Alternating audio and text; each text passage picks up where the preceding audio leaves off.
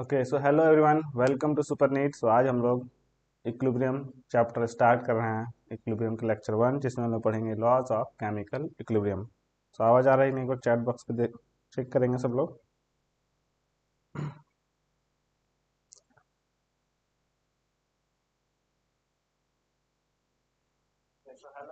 Good afternoon, good afternoon.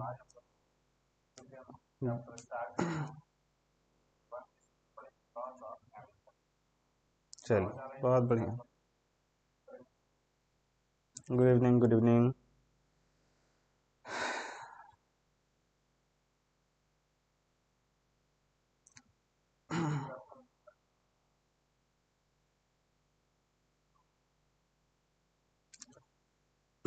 तो हम लोग इसमें है ना क्या क्या कंटेंट पढ़ने वाले हैं वो हम लोग यहाँ पे एक बार देख लेते हैं। सो सबसे पहले हम लोग पढ़ेंगे equilibrium and law of chemical equilibrium. फिर पढ़ेंगे ली चार्लियस प्रिंसिपल। फिर कॉन्सेप्ट मतलब ये केमिकल इक्विलिब्रियम है, दो टॉपिक है ना, ये केमिकल इक्विलिब्रियम का पार्ट होगा, है ना।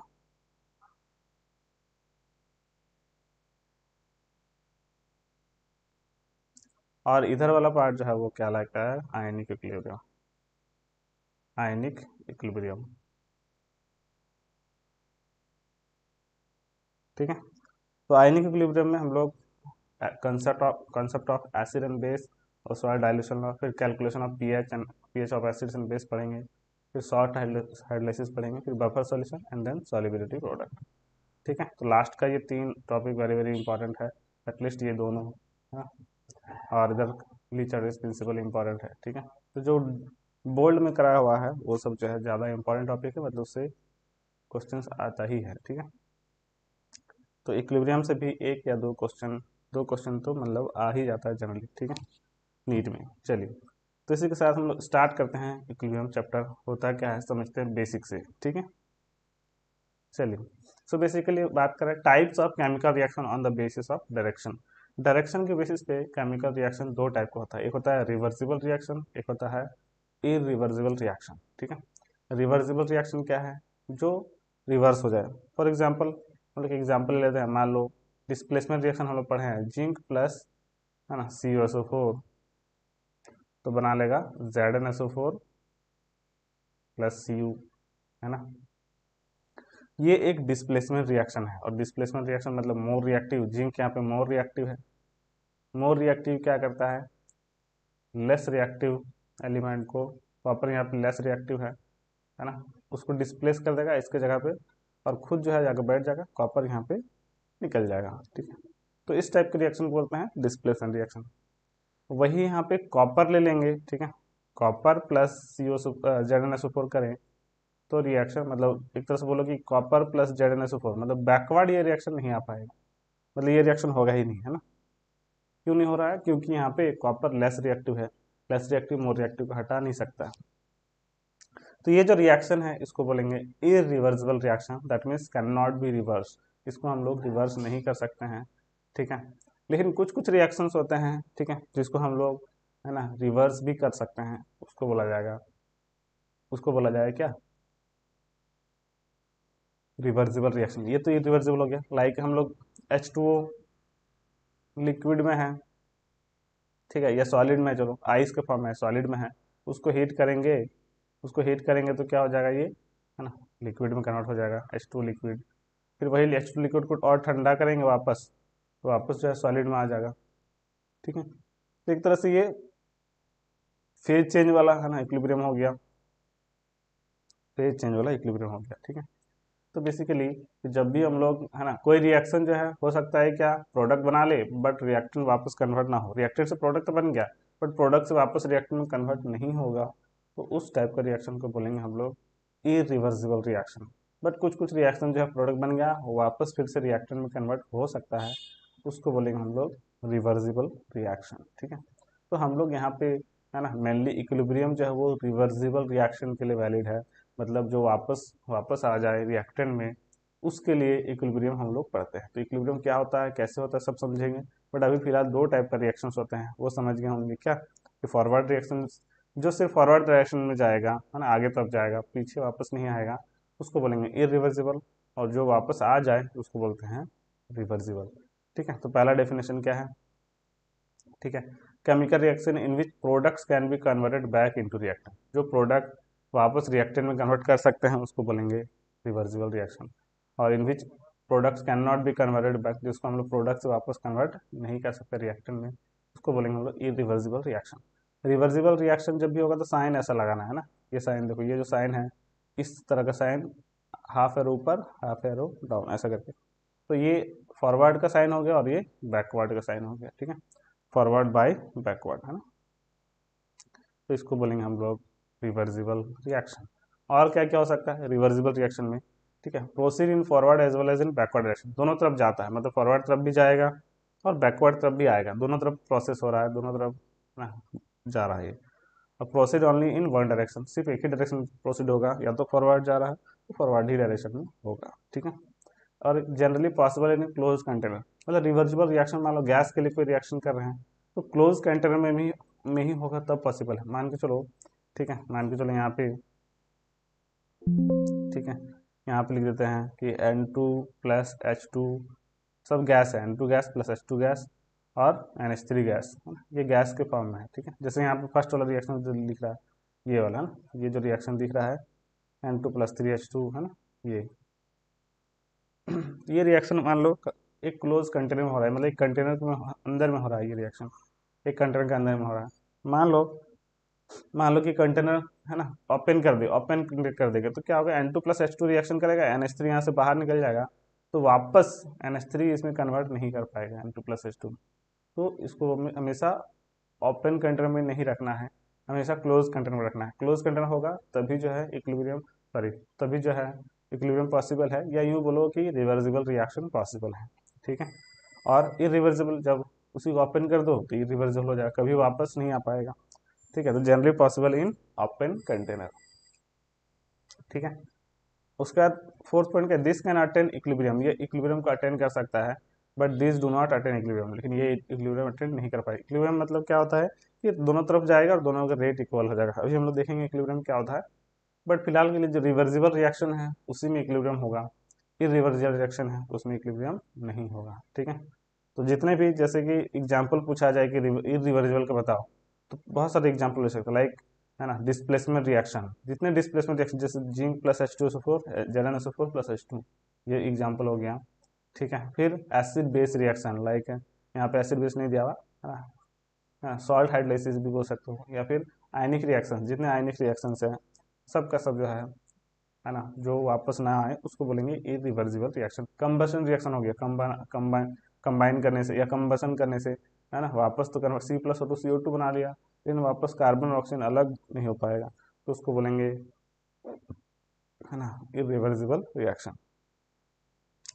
उसके बाद फिफ्थ पॉइंट में क्या लिखना है, रिएक्टेंट्स आर नेवर कंप्लीटेड, है ना, कंप्लीटली कन्वर्टेड इनटू प्रोडक्ट्स, मतलब रिवर्सिबल रिएक्शन में कभी भी पूरा प्रोडक्ट में कन्वर्ट नहीं होगा। जैसे N2 प्लस H2 रिएक्शन हो रहा है तो NH3 बना लिया, वही NH3 वापस, है ना, N2 और H2 में कन्वर्ट हो जा रहा है, मतलब ये प्रोसेस चलते रह रहा है, मतलब कभी भी प्रोडक्ट कंप्लीट नहीं होगा, रिएक्टेंट कुछ ना कुछ बच जाएगा। ठीक है, उस तरीके से reactants are nearly completely converted into products, irreversible है तो पूरा का पूरा प्रोडक्ट में बन जाएगा, रिएक्टेंट कुछ भी नहीं बचेगा। ठीक है, या थोड़ा मोड़ा बचेगा। ठीक है, तो उस केस में इसको बोलेंगे इरिवर्सिबल रिएक्शन। ठीक है, तो आई होप यहाँ पे थोड़ा मोड़ा आइडिया आ गया होगा कि रिवर्सिबल और इरिवर्सिबल होता क्या है। ठीक है, अब हम लोग है ना बात करते हैं इक्विलिब्रियम का। ठीक है, तो इक्विलिब्रियम क्या होता है देखो, ठीक है, तो इक्विलिब्रियम थोड़ा समझाते हैं कि बेसिकली इक्विलिब्रियम होता है कि एक्चुअली क्या होता है ना, ये समझ लेते हैं हम। आ जाओ। देखो बेसिकली इक्विलिब्रियम एक तरह से रिएक्शन में इक्विलिब्रियम होगा, लेकिन थोड़ा सा हम लोग इसको, है ना, ऐसे ही हम लोग रियल लाइफ से रिलेटेड हम लोग इसको समझने की कोशिश करेंगे, क्योंकि रिएक्शंस जब भी कोई हो रहा है, कोई रिएक्शन हो रहा है हम लोग तो दिखता नहीं है ना, मान लो N2 प्लस H2 रिएक्शन किया NH3 बनाया, हम लोग को दिखता ही नहीं, ना N2 दिखता है, ना H2 दिखता है, ना NH3 दिखता है, रिएक्शन कैसे हो रहा है वो भी नहीं दिखता है। लेकिन थोड़ा सा फील करने के लिए हम एक एग्जाम्पल लेंगे, है ना, और उसी एग्जाम्पल से हम लोग उसको समझने की कोशिश करेंगे। ठीक है, चलिए, तो क्या एग्जाम्पल है देखो, सिंपली इसको समझ गए तो समझ लो कि पूरा इक्विलिब्रियम में कहीं दिक्कत नहीं आएगी, एग्जाम्पल के लिए अच्छे से समझना है। ठीक है, ओके, मान लेते हैं कि है ना। बहुत ही सिंपल एग्जांपल है जो तुम लोग डेली लाइफ में देखे ही होंगे। मान लो एक कंटेनर है, एक कंटेनर है, बीच में, है ना, बीच में पार्टीशन कर दिए हैं इस टाइप से, इस तरह से बीच में पार्टीशन किया हुआ है, ठीक है। हम्म और और इसको ये भी सोच लो कि एक साइड जो है कंटेनर थोड़ा सा जगह खाली कम है ना, मतलब यहाँ पे मान लो लकड़ी का या ये बना ही हुआ ऐसा है कि इसमें जो है यहाँ इसके ऊपर ही कुछ भी आ सकता है। तो जैसे किसी किसी में क्या, जैसे हम लोग पहले जमाने में जो कप आता था, है ना, अंदर अंदर तक मतलब ऊपर तक जो है, मतलब, है ना, बना हुआ रहता था, और चाय थोड़ा सा उसमें आता था, है ना, उसी टाइप से यहाँ पे ये समझ लो कि ऐसा कुछ पार्टीशन है जो इसके ऊपर से है ना, वाटर आएगा, या वाटर रखना है, कुछ भी लिक्विड रखना है, वाटर रखने में मान लो तो, ठीक है।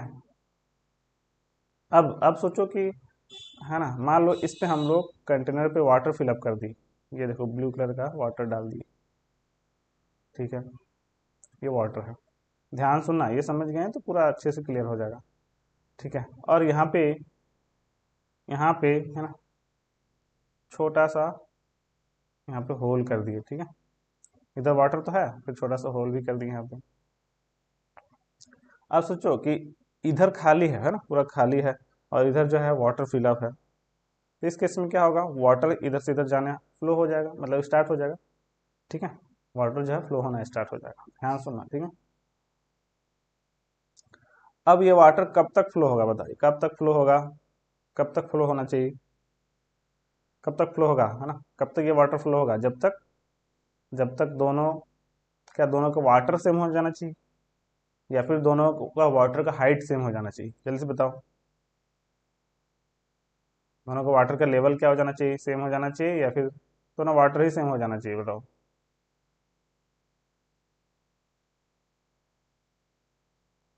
क्या वाटर ऐसा, मान लो वाटर यहाँ तक फिलअप हो गया, ऐसा हो गया, पानी इधर जितना आना था आ गया, इधर वाला पानी गायब हो गया सपोज, ठीक है।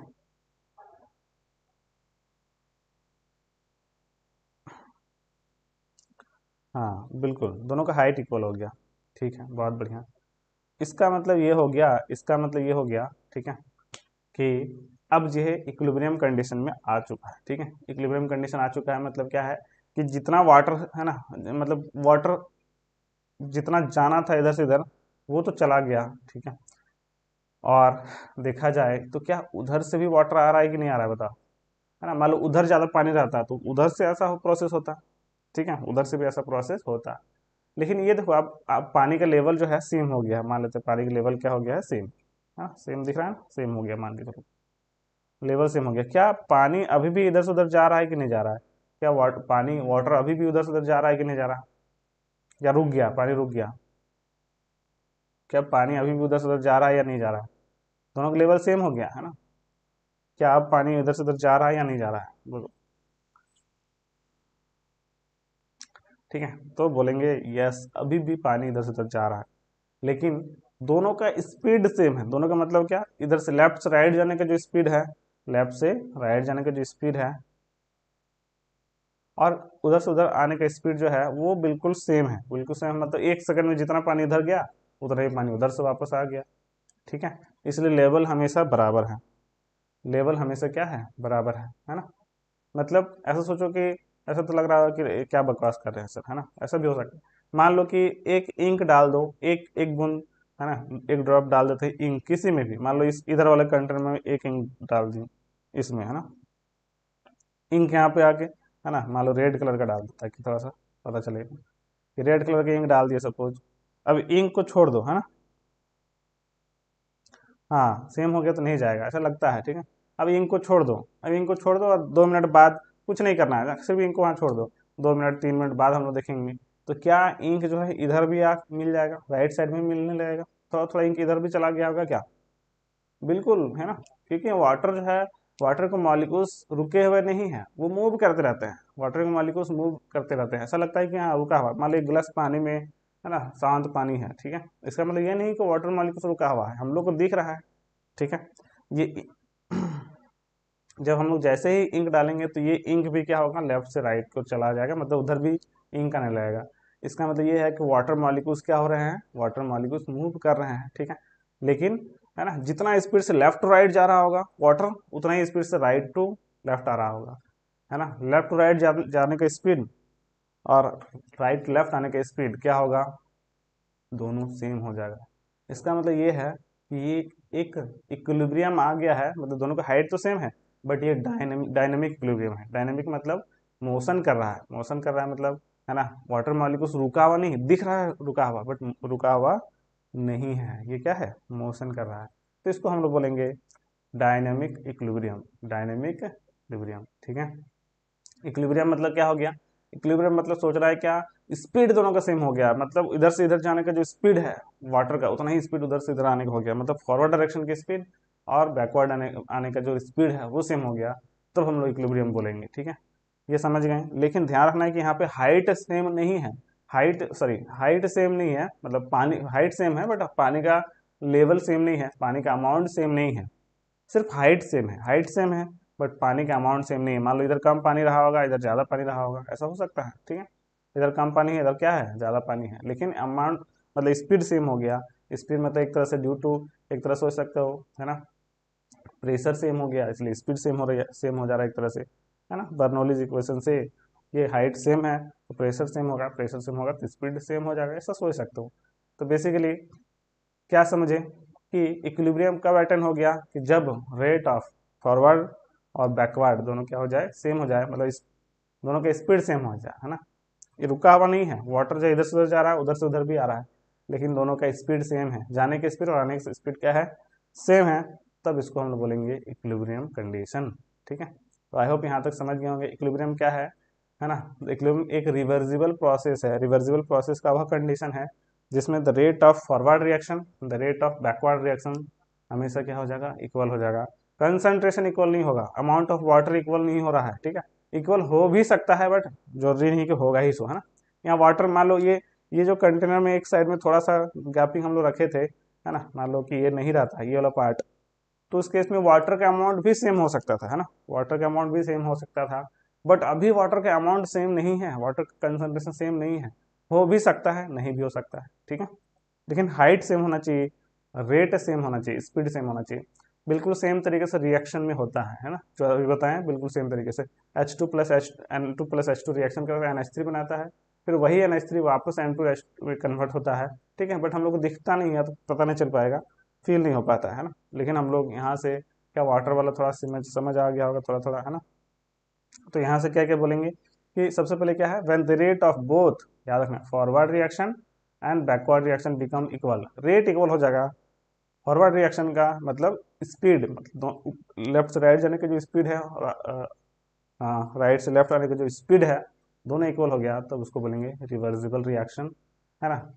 And then reversible chemical reaction has attained dynamic equilibrium, chemical equilibrium, है ना। तो मतलब ये केमिकल इक्विलिब्रियम इसी को बोला जाएगा, या सिंपली इक्विलिब्रियम भी बोल सकते हो, ठीक है। क्या सब लोग समझे, यस और नो, बताइए यस और नो, सब लोग चैट बॉक्स पे लिखेंगे यस और नो।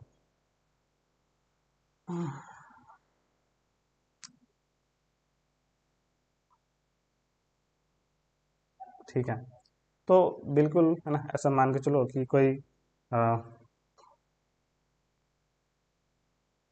ठीक है, तो कोई जनरली एक रिएक्शन दे रखा गा, ऐसा करके मान लो यहाँ पे कोई रिएक्शन दिया हुआ रहेगा, A+B, और ये रिवर्सिबल रिएक्शन साइन दिया रहेगा C+D है ना। C+D मतलब ये एक तरह से रिवर्सिबल रिएक्शन है, फॉरवर्ड है और इधर क्या है, बैकवर्ड है, ठीक है। इसका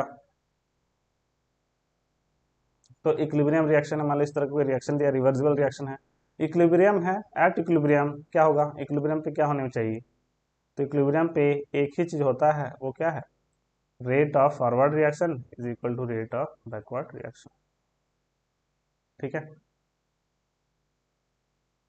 ना। ये ध्यान रखना, क्या ध्यान रखेंगे बताओ, at equilibrium R F equal to R B, है ना। आर एफ क्या हो गया यहाँ पे, आर एफ हो गया क्या, R F means rate of forward reaction,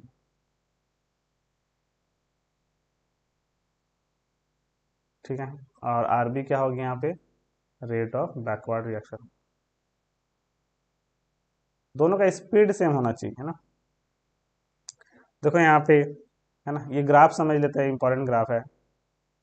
बताओ इनिशियली, फिर से ये वाला वाटर वाला चीज़ याद रखना। बहुत सारी चीज़ें हम लोग ये वाटर वाला कॉन्सेप्ट समझ गए हैं, तो इजीली हम लोग, है ना, कॉन्सेप्ट क्लियर कर सकते हैं बहुत सारी चीज़ें। ठीक है, चलिए बताओ यहाँ पे मान के चलो कि फिर से, है ना, मान लेते कंटेनर था, अगेन यहाँ पे ऐसा कुछ ले लिए, वाटर यहाँ तक फिलअप था, है ना। बताओ इनिशियली प्रोडक्ट, ये रिएक्टर मान लो, इससे प्रोडक्ट मान लो, ठीक है। रिएक्टेंट इस क्या अमाउंट क्या था, वाटर का अमाउंट रिएक्टेंट साइड में ज़्यादा था, प्रोडक्ट का अमाउंट क्या था, प्रोडक्ट तो जीरो था इनिशियली, है ना। धीरे धीरे ये, है ना, वाटर जो है रिएक्टेंट से प्रोडक्ट की ओर जाने लगा, और एक समय ऐसा है कि दोनों का स्पीड सेम हो गया, है ना, ध्यान रखना, स्पीड सेम हो गया, इक्वल नहीं हुआ, अमाउंट इक्वल नहीं हुआ है। तो अच्छा, तो सोचो कि प्रोडक्ट अभी जीरो है, मतलब इनिशियली प्रोडक्ट जीरो था, तो क्या प्रोडक्ट साइड से रिएक्टेंट साइड वाटर आ रहा है, कुछ है ही नहीं। तो लेकिन जैसे जैसे अमाउंट बढ़ेगा, उधर का स्पीड ज़्यादा होगा। मतलब यहाँ पे सोचो, यहाँ पे वाटर ज़्यादा है, इधर वाटर ज़्यादा है, तो इधर से इधर जाने का स्पीड ज़्यादा होगा। ऑब्वियसली यहाँ तक वाटर भर जाएगा ना, तो इधर से भी आने का स्पीड होगा, लेकिन जिधर ज़्यादा होगा, मान के चलो फिर से, है ना, यहाँ पर भी देखो, मान लो इधर इतना पानी भरा हुआ है, और इधर इतना ज़्यादा भरा हुआ, पूरा भरा हुआ है, और यहाँ पे होल है, ठीक है। तो इधर से इधर भी वाटर आने का स्पीड है, इधर से इधर भी आ सकता है, इधर से इधर भी आ सकता है, लेकिन इधर का आने का स्पीड ज़्यादा होगा। जिधर पानी ज़्यादा है, उधर से स्पीड क्या होगा, ज़्यादा होगा, ठीक है। नेट स्पीड जो है उधर का ज़्यादा होगा, ठीक है। सॉरी, ठीक है। तो क्या समझना है कि सोचो कि जब स्पीड का बात कर रहे हैं टाइम के साथ, बताओ इनिशियली प्रोडक्ट, है ना, बताओ यहाँ पे ये देखो, टाइम जीरो है, टाइम जीरो पे फॉरवर्ड रिएक्शन क्या होगा, फॉरवर्ड रिएक्शन मतलब इधर से इधर जाने का स्पीड जो है वो ज़्यादा होगा, ठीक है। एक तरह सोचो ये वाला ग्राफ, फिर से सोचो, है ना, इसको यदि चाहें तो ऐसे बना सकते हैं। चलो ग्राफ को एक बार अच्छे से बना लेते हैं, तो समझ आ जाएगा।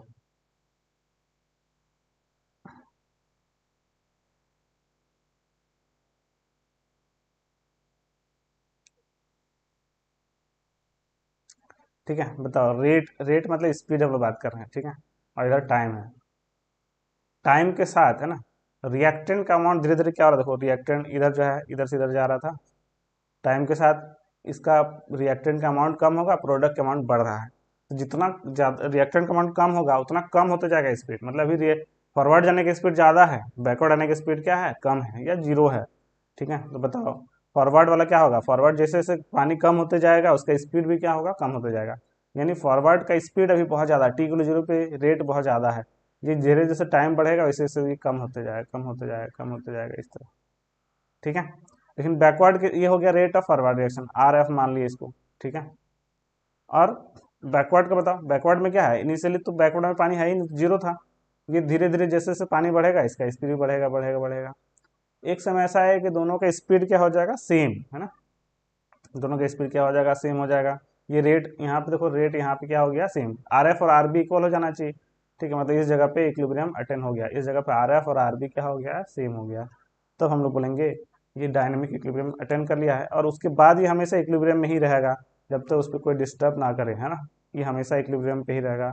मतलब एक बार इक्विलिब्रियम आ गया, जैसे यहाँ पे वाटर वाला बताएं, वाटर एक बार दोनों तरफ बराबर हो गया, तो हमेशा इक्विलिब्रियम ही रहेगा, जब तक उस पर कोई डिस्टर्बेंस नहीं करे। भले उसमें मोशन हो रहा है, रिएक्शन हो रहा है, हमेशा डायनेमिक है, मोशन हो रहा है, इधर उधर सब जा रहे हैं, लेकिन, है ना, स्पीड सेम है, स्पीड सेम है, ठीक है। तो बताओ स्पीड सेम होने से, है ना, ये ग्राफ बना सकते हैं, है ना। तो क्या ये ग्राफ पॉसिबल है, क्या बोलेगा, क्या ये इक्विलिब्रियम ग्राफ है कि नहीं है, बता, रेट वर्सेस टाइम ऐसा दे देगा, मतलब ये ग्राफ पॉसिबल है कि नहीं, इक्विलिब्रियम ग्राफ है कि नहीं। मान लो ऐसा रहता, और ये ऐसा रहता, ठीक है। तो सोचो, ये देखो, ये रेट ऑफ फॉरवर्ड रिएक्शन था, ये बैकवर्ड था। सिमिलरली ये रेट ऑफ फॉरवर्ड है, फॉरवर्ड वाला की स्पीड तो कम होगा, बैकवर्ड का बढ़ेगा। ये देखो कभी भी इक्विलिब्रियम अटेंड नहीं हो रहा है, कभी भी नहीं, है ना, कभी भी नहीं अटेंड हो रहा, तो ये कभी भी इक्विलिब्रियम अचीव नहीं कर सकता, ठीक है, समझ रहे हैं। तो ये कभी इक्विलिब्रियम का ग्राफ नहीं हो सकता। ओके।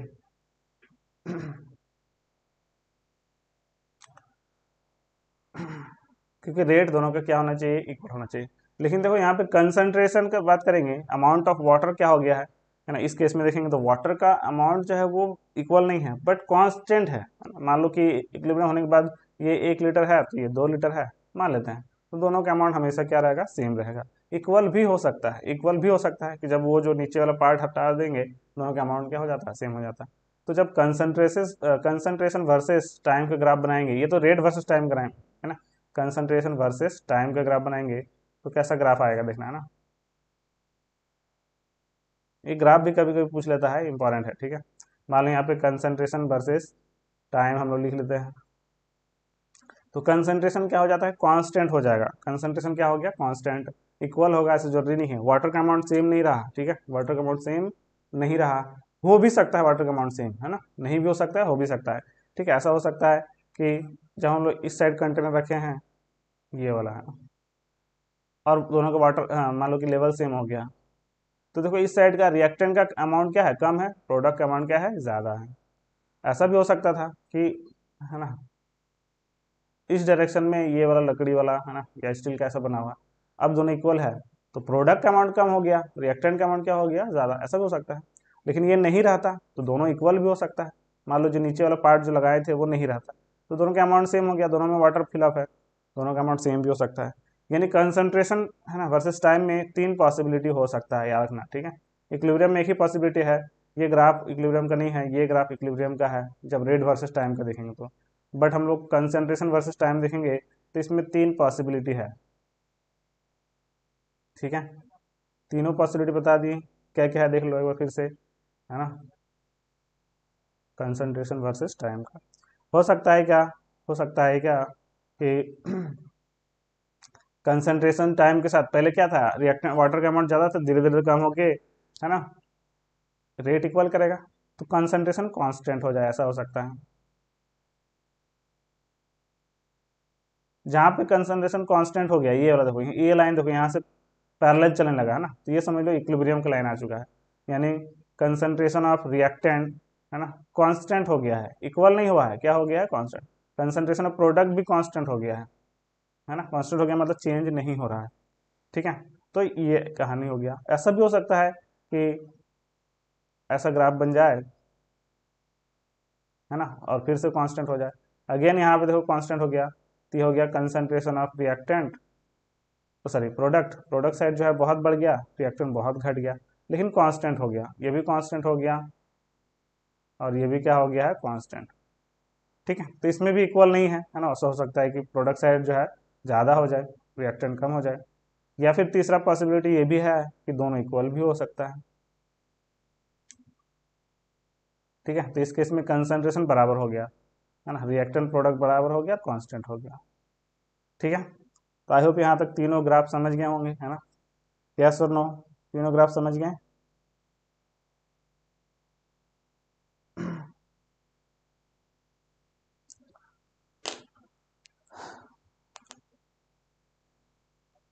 चलिए तो अब आ जाते हैं हम लोग लॉ ऑफ मास एक्शन पे, है ना, law of mass action.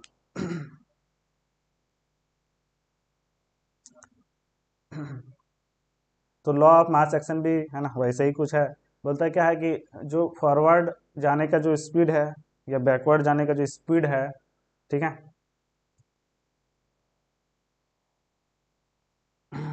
Forward जाने की जो स्पीड है या बैकवर्ड जाने की स्पीड जो है वो रिएक्टेंट का कंसंट्रेशन पे डिपेंड करेगा। अभी हम लोग देख रहे थे ना कि जैसे जैसे अमाउंट ऑफ वाटर क्या हो रहा था, कम हो रहा था, अमाउंट ऑफ वाटर जितना कम होते जाएगा स्पीड भी क्या हो रहा है, कम होते जा रहा है, ठीक है। इसका मतलब ये है कि हम लोग बोल सकते हैं कि रेट ऑफ रिएक्शन जो है वो रिएक्टेंट का कंसंट्रेशन पर डिपेंड कर रहा है। मतलब सोचो कि फिर से वही कंटेनर ले लिया अगेन, है ना, मान लो ज़्यादा पानी भरा हुआ है तो इसका स्पीड, जाने का स्पीड क्या होगा, ज़्यादा होगा। एक समय ऐसा आ गया कि बहुत कम हो गया या इक्वल हो गया, तो उस टाइम जा तो रहा है बट उसका स्पीड क्या हो गया है, कम हो गया, स्पीड क्या हो गया, कम हो गया, इधर से भी स्पीड बढ़ गया ना क्योंकि बैकवर्ड भी आने लगा। यानी लॉ ऑफ मास एक्शन क्या होता है कि रिएक्टेंट का कंसंट्रेशन जितना ज़्यादा रहेगा उतना फॉरवर्ड तरफ जाएगा, प्रोडक्ट का कंसंट्रेशन जितना ज़्यादा रहेगा, कंसंट्रेशन मतलब अमाउंट समझना, ठीक है, उतना बैकवर्ड तरफ जाएगा, ठीक है। तो बेसिकली है ना, यहाँ बोल सकते हो कि डेफिनेशन देखना चाहे देख सकते हैं क्या। It states that the rate of a chemical reaction is directly proportional to the product of active masses of the reactant substances raised to the power equal to stoichiometric coefficient in the balanced chemical equation। ठीक है, मतलब कोई general reaction दे रखा है, मान के चलो A plus B है ना, N1 लिख के लेते हैं, चलो A प्लस बी ये बना लिया C प्लस डी, इसका कोफिशिएंट है N1, इसका कोफिशिएंट है N2, यह है N3 और यह है N4। ठीक है, तो इस केस में देखें हम लोग तो N1A plus N2B, N3C plus N4 D हो गया। यहाँ पे देखें तो जो है ना इधर से जाने का रेट है फॉरवर्ड, फॉरवर्ड हो गया, इधर क्या हो गया backward. According to this law rate of forward reaction जो है वो डायरेक्टली प्रोपोर्शनल होगा रिएक्टेंट स्पीसीज पे, जितना ज़्यादा रिएक्टेंट रहेगा, यानी रिएक्टेंट कौन कौन है, ए है और बी है। ठीक है, ए और बी है उस पर डिपेंड करेगा, जितना ए और बी का कंसंट्रेशन पे डिपेंड करेगा, जितना ज़्यादा कंसंट्रेशन ऑफ ए है और बी है उसका प्रोडक्ट है, उतना ज़्यादा फॉरवर्ड रिएक्शन होगा। ठीक है, उतना ज़्यादा फॉरवर्ड जाएगा। ठीक है, साथ ही साथ उसका कोफिशिएंट भी, कोफिशिएंट जो रहेगा वो पावर में चला जाएगा N1 और N2। ठीक है, N1 और N2 जो कोफिशिएंट है वो पावर में चला जाएगा। यानी इसको ऐसे भी सोच सकते हो, मान के चलो कि ऐसा रहता 2A गिव्स प्रोडक्ट, मान के चलते हैं। ठीक है, तो इसको ऐसे भी सोच सकते थे A प्लस ए और इधर प्रोडक्ट दे रहा है, तो रेट ऑफ फॉरवर्ड रिएक्शन किस पे डिपेंड करेगा, ए पे डिपेंड करेगा और एक बार फिर से ए पे डिपेंड करेगा, है ना, तो दो बार कर रहा है, तो डायरेक्टली हम लोग ए का स्क्वायर लिख सकते हैं, लिख सकते हैं ना। तो पावर आ गया कि नहीं, जो कोफिशिएंट था वही पावर आ गया, कोफिशिएंट था वही क्या आ गया, पावर आ गया। ठीक है, इसलिए डायरेक्टली जो कोफिशिएंट रहेगा उसका पावर लगा देना है। ठीक है, तो ए पे और बी पे भी डिपेंड करता है, बट ए जितना रहेगा उसका पावर, बी जितना रहेगा उसका भी पावर लगा देना है। और रेट ऑफ फॉरवर्ड रिएक्शन को है ना एक हटाएंगे तो कांस्टेंट रहेगा के एफ, और ए का पावर N1, बी का पावर N2। ठीक है, ये हो गया रेट ऑफ फॉरवर्ड रिएक्शन, है ना। ठीक है, सिमिलरली बैकवर्ड रिएक्शन के लिए बात करें, है ना, बैकवर्ड रिएक्शन के लिए मतलब पीछे से कोई रिएक्शन हो रहा है, क्योंकि ये रिवर्सिबल रिएक्शन है तो फॉरवर्ड भी होगा और बैकवर्ड भी होगा। यदि बैकवर्ड के लिए पूछा जाए, बताओ rate of backward reaction similarly लिखें तो क्या हो जाएगा, के बी नाम दे देंगे उसको, और कंसंट्रेशन ऑफ क्या क्या है, सी है उसका पावर N3 है और डी है उसका पावर N4 है।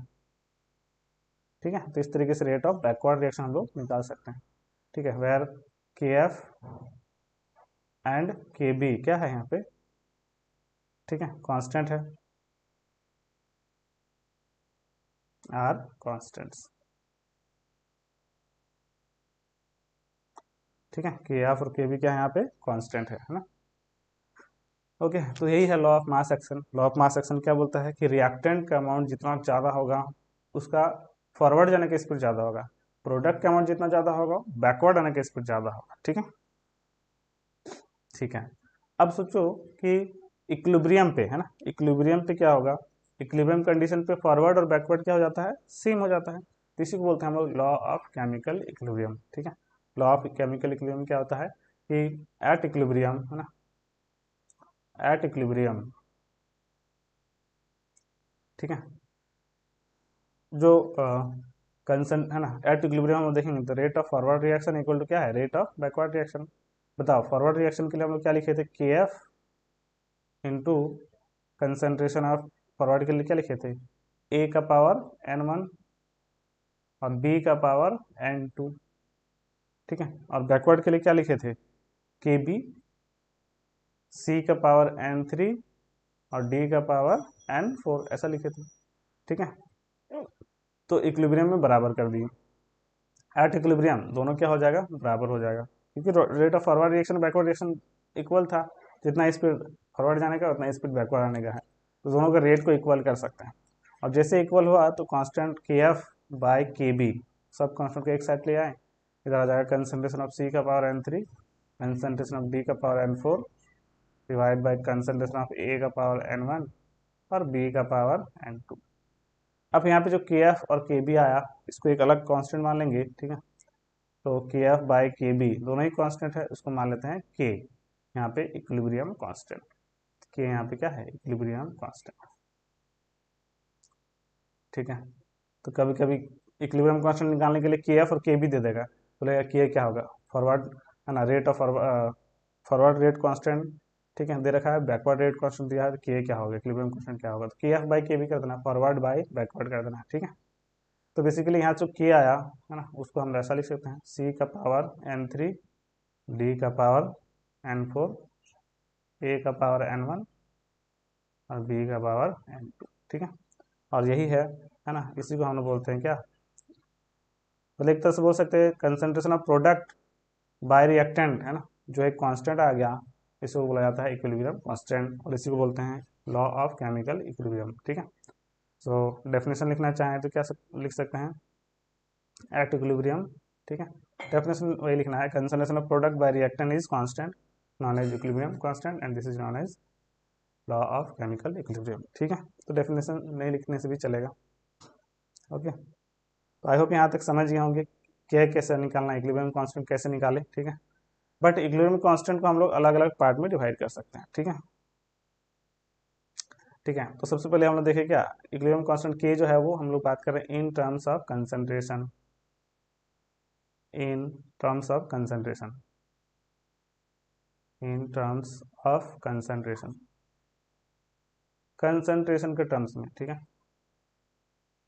मतलब ये है कि हम लोग जो है ए बी सी डी को कंसंट्रेशन के टर्म्स में लिए थे ना, जब कंसंट्रेशन के टर्म्स में लेंगे तो उसको केसी से दिखाएंगे, इक्विलिब्रियम क्वेश्चन में केसी दिखाते हैं। और अगेन ये हो जाएगा कंसंट्रेशन ऑफ सी का पावर n3, मतलब प्रोडक्ट बाय रिएक्शन है ना, रिएक्शन देखेंगे तो क्या था, n1a plus n2b gives n3c plus n4d, ऐसा। तो प्रोडक्ट साइड का कंसंट्रेशन लिखना है। ठीक है, प्रोडक्ट साइड में क्या है, प्रोडक्ट साइड में सी है, उसका आगे जो कोएफिशिएंट है वो लगा देना है, और फिर डी भी है, उसका आगे लगा हुआ है 4 n4 लगा देना है। नीचे में क्या लगाना है, रिएक्टेंट का कंसंट्रेशन, तो ए का पावर n1 और बी का पावर n2 ऐसा लगा लेंगे। इसी को हम लोग बोलेंगे क्या, in terms of concentration, equilibrium constant in terms of concentration, that is Kc। ठीक है, उसी तरह Kp भी लिख सकते हो, Kp मतलब in terms of partial pressure, मतलब मान लो गैसेस रिएक्टेंट होंगे, है ना,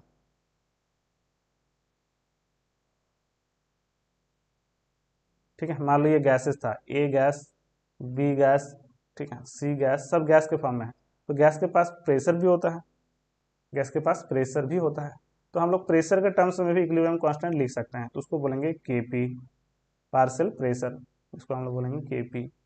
तो Kp लिखना है तो बिल्कुल सिमिलर है ना, वैसे लिखना है, जहाँ कंसंट्रेशन है वहाँ पे प्रेशर कर देंगे, यानी पार्शियल प्रेशर ऑफ सी का होल मतलब पावर n3, फिर पार्शियल प्रेशर ऑफ डी का पावर n4, ठीक है, पार्शियल प्रेशर ऑफ ए का power n1, partial pressure of B का पावर n2। ठीक है, तो ये जो है इक्विलिब्रियम कांस्टेंट हम लोग लिख सकते हैं। तो जनरली हम लोग Kp और Kc के टर्म्स में लिखते हैं। ठीक है, इक्विलिब्रियम कांस्टेंट यानी प्रेशर के टर्म्स में भी लिख सकते हैं और कंसंट्रेशन के टर्म्स में भी लिख सकते हैं। ठीक है, तो Kp कब लिखते हैं, ध्यान रखना, Kp सिर्फ और सिर्फ है ना किसके लिखते हैं, only for gas, only for gas, क्योंकि प्रेशर है ना हम लोग जो है गैस के लिए डिफाइन करते हैं, लिक्विड और सॉलिड का प्रेशर जो है नेग्लिजिबल हम लोग यहाँ पे मानते हैं। ठीक है, गैस मॉलिक्यूल्स कंबाइन मतलब एक तरह से कॉलिजन कर रहे हैं तो कुछ ना कुछ प्रेशर आएगा। ठीक है, बाकी लिक्विड और सॉलिड के लिए है ना प्रेशर वाला टर्म्स नहीं लिखना है। तो है ना, अब हम लोग बात करते हैं right the expression for Kc and Kp। तो Kc और Kp लिखने के लिए वही समझना, पहले गैस रहेगा तो Kp लिखेंगे, ठीक है, अदरवाइज नहीं लिखेंगे। और दूसरा इन टर्म्स ऑफ कंसंट्रेशन किसके लिए लेना है, ठीक है, मान लो यहाँ पे रहता है ऐसा करके, जहाँ सॉलिड आ गया, सॉलिड में सॉलिड वाला के लिए जो है ना, सॉलिड का कंसंट्रेशन हम लोग 1 मानते हैं। ठीक है, मतलब कंसंट्रेशन उसका चेंज नहीं होगा, कोई भी सॉलिड होगा उसका कंसंट्रेशन चेंज नहीं होता है, इसलिए हम लोग सॉलिड का कंसंट्रेशन 1 मानेंगे।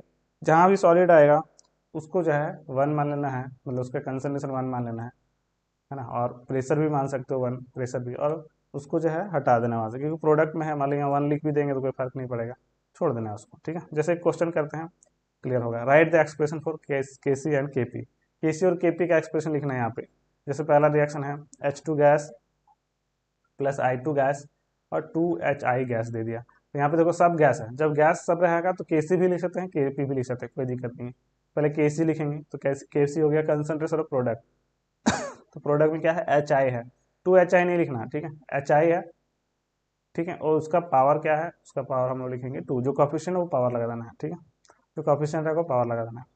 रिएक्टेंट में क्या है, H2 है, उसका पावर कुछ नहीं तो 1 है, I2 का पावर भी क्या है 1 है, तो ये KC हो गया।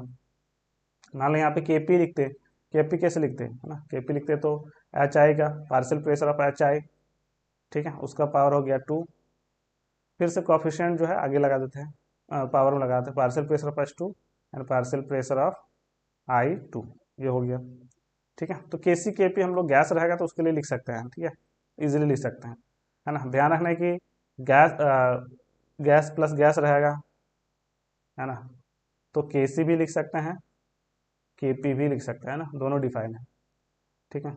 गैस प्लस लिक्विड रहेगा, मान के चलो गैस और लिक्विड दोनों दिया है, तो KC लिख सकते हैं, KP भी लिख सकते हैं, बट लिक्विड का कंसिडर नहीं करना है, ठीक है, लिक्विड को कंसिडर नहीं करेंगे, क्यों, क्योंकि लिक्विड गैस के रिस्पेक्ट में नेग्लिजिबल हो जाएगा, ठीक है, और उसका कंसंट्रेशन चेंज नहीं होगा, इसलिए उसको हटा देना है।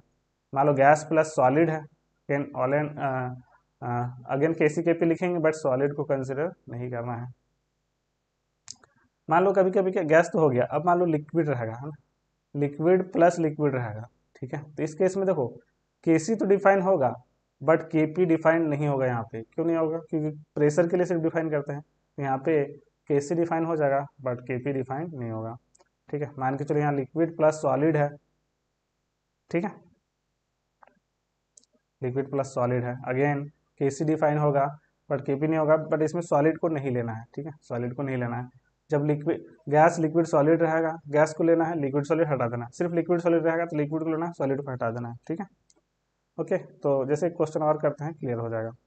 जैसे यहाँ देखो पूछेगा NH4HS solid, NH3 gas plus H2S gas, इसके लिए हम लोग सॉलिड है और गैस है ना, सॉलिड गैस दोनों आ गया, KC भी डिफाइन है, KP भी, लेकिन सॉलिड को लेना नहीं है, सॉलिड को नहीं लेना है, सॉलिड को हटा दो, तो KC लिखेंगे क्या, KC equal to concentration of NH3, ठीक है, ये गैस में था, फिर H2S गैस, प्रोडक्ट साइड में H2S गैस, इसका ही पावर 1, इसका ही पावर 1, कोफिशिएंट 1 है, नीचे में सॉलिड है ना, मतलब नीचे का रिएक्टेंट से में सॉलिड है ना, सॉलिड के फॉर्म में है, तो इसको फिर लेना नहीं है, तो KC को ऐसे ही डिफाइन करेंगे, KP भी ऐसे ही डिफाइन होगा, KP भी पार्शियल प्रेशर ऑफ NH3, जहाँ गैस वाला उसी को लेना है, पार्शियल प्रेशर ऑफ H2S, ठीक है, divide by partial pressure of, sorry नीचे वाला तो लिखना ही नहीं है क्योंकि सॉलिड फॉर्म में है।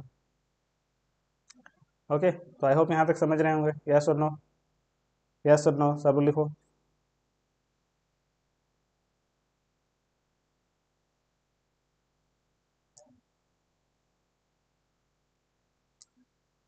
चलो एक क्वेश्चन है यहाँ पे, फटाफट इसका आंसर क्या होगा जल्दी से बताओ।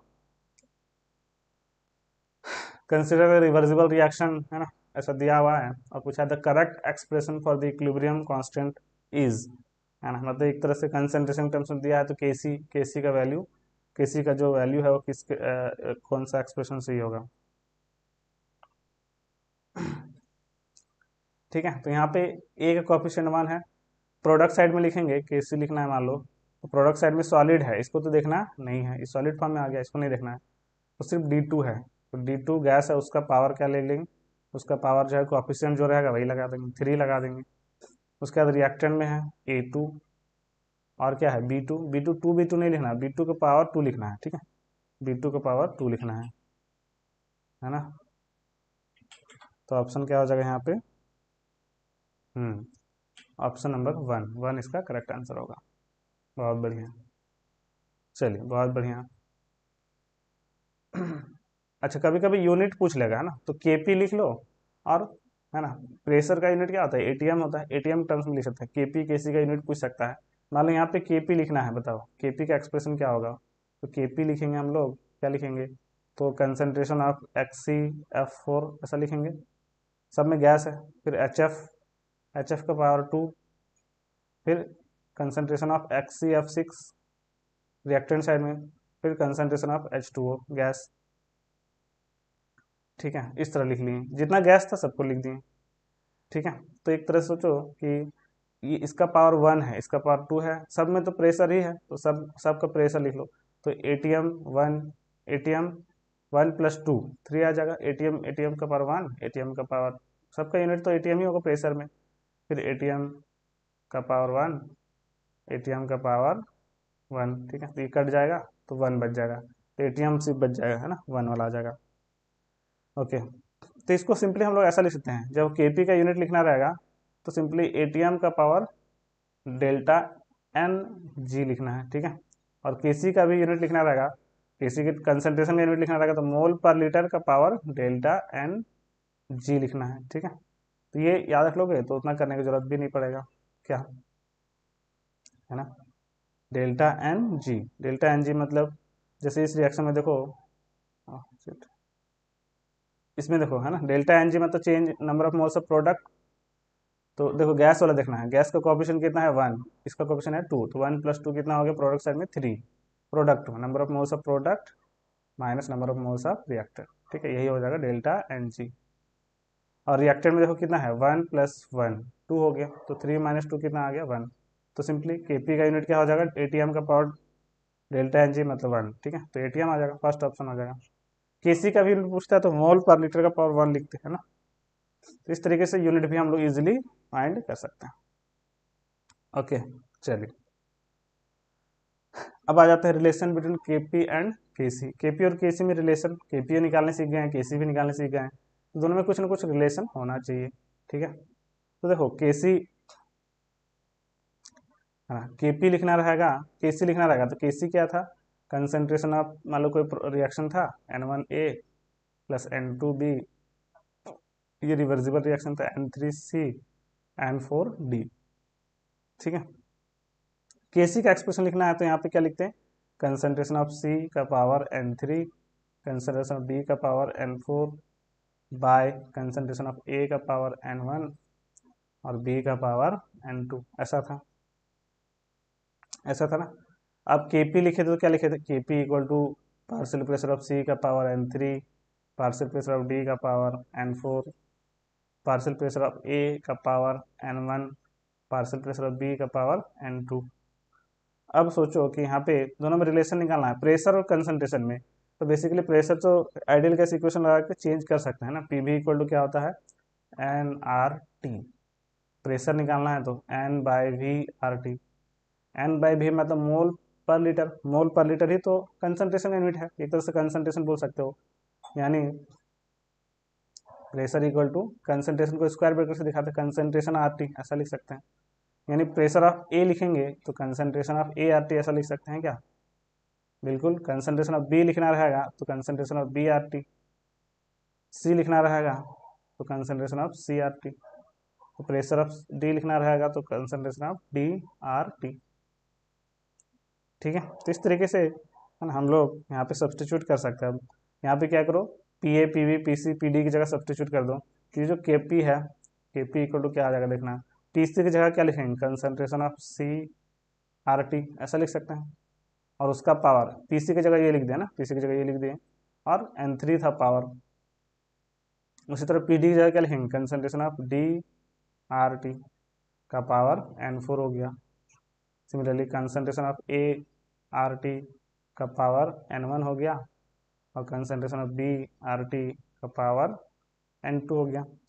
तो सब जगह देख सकते हो है ना, RT सब जगह है, तो इसको देखो अलग अलग लिख सकते हैं, कंसंट्रेशन ऑफ C का पावर N3 कर लिए, और कंसंट्रेशन ऑफ D का पावर N4 कर लिए एक साथ, और RT का पावर N3 है, RT का पावर यहाँ क्या था N3 था, और फिर ऊपर में N4 भी था। सिमिलरली नीचे में देखो कंसंट्रेशन ऑफ A का पावर N1 अलग कर लिए, B को भी अलग कर लिए, A का पावर N1 B का पावर N2, और RT का पावर क्या था N1, और RT का पावर फिर से क्या था N2। ठीक है, तो बेसिकली यहाँ पे ये जो है यही टर्म क्या था, देखो यही KC है, तो KP इक्वल आ गया ना KC, और RT का पावर एक साथ लिखेंगे तो N3 plus N4 minus N1 plus N2 ऐसा लिख सकते हैं। ठीक है, तो इसको हम लोग डेल्टा एन लिख सकते हैं, RT का power delta N G. Gas वाला ही लेना है। अगेन डेल्टा एन जी अभी निकालना सीखे थे, मतलब number of moles of product gases product bye minus reactant side, product minus reactant को डेल्टा एन जी बोलेंगे, ठीक है। तो आई होप यहाँ तक समझ गए हम, केपी और केसी में रिलेशन भी आ गया है ना। सो ये वेरी वेरी इंपॉर्टेंट रिलेशन है, इससे बहुत क्वेश्चन पूछता है, ठीक है। तो KP equal to K C R T का power delta N G. Delta N G क्या है, डेल्टा एन जी हो गया चेंज इन है ना, change in number of moles, change in number of moles of gaseous substance, ठीक है। सिर्फ गैस वाला को ही लेना है, ठीक है। चलिए आई होप यहाँ तक समझ गए होंगे। इसी के साथ हम लोग, ठीक है, आगे चलते हैं, अलग अलग केस पढ़ लेते हैं ना। अभी देखिए हम लोग क्या, के पी इक्वल टू क्या पढ़े, के P equal to K C R T का power delta N G, delta N G क्या पढ़े बताओ, K P equal to K C R T का पावर डेल्टा एन जी,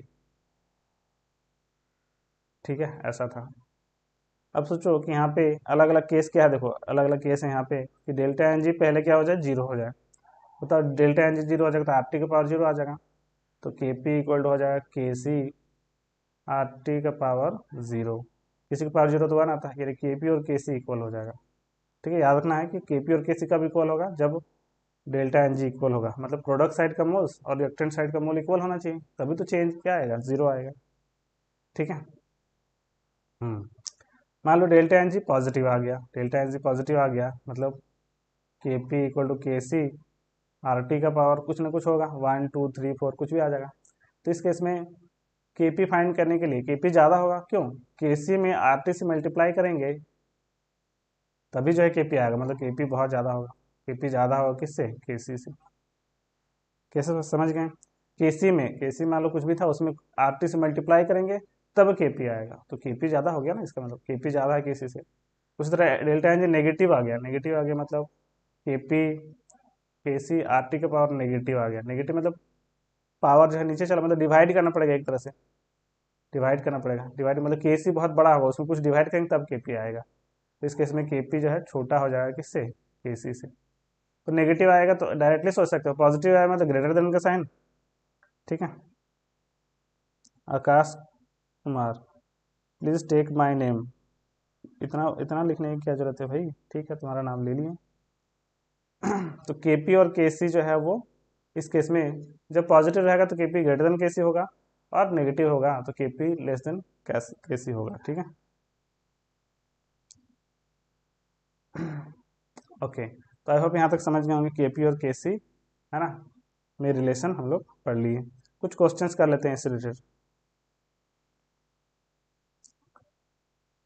जैसे बोल रहा है कंपेयर के P and K C for each of the following equilibrium, ठीक है। इसमें के पी और के सी को कंपेयर करना है, किसका ज़्यादा होगा किसका कम होगा, ठीक है। तो डेल्टा एन जी चेक करना है, बस डेल्टा एन जी पता चल जाएगा, तो इस केस में इजीली हम लोग के पी और के सी में रिलेशन फाइंड कर सकते हैं, ठीक है। तो फर्स्ट केस में बताओ delta N G first case में क्या आएगा और फिर रिलेशन क्या आएगा, ठीक है, रिलेशन क्या आएगा।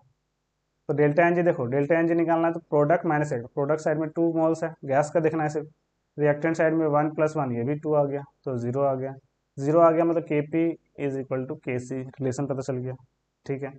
सेकंड केस में देखो, सेकंड केस में क्या हो रहा है, two S O two plus O two, मतलब रिएक्टेंट साइड में टू प्लस वन थ्री हो गया, राइट साइड में ओनली टू है, सिर्फ गैस वाला देखना है, तो राइट साइड में टू है लेफ्ट साइड में थ्री, निगेटिव आ गया तो लेस देन लिख देंगे, के पी लेस देन के सी, ठीक है। थर्ड वाला में बताओ, थर्ड वाला में क्या है, ये देखो सॉलिड आ गया NH4 सॉलिड, NH3 गैस है ना, ये भी गैस, राइट साइड में है ना,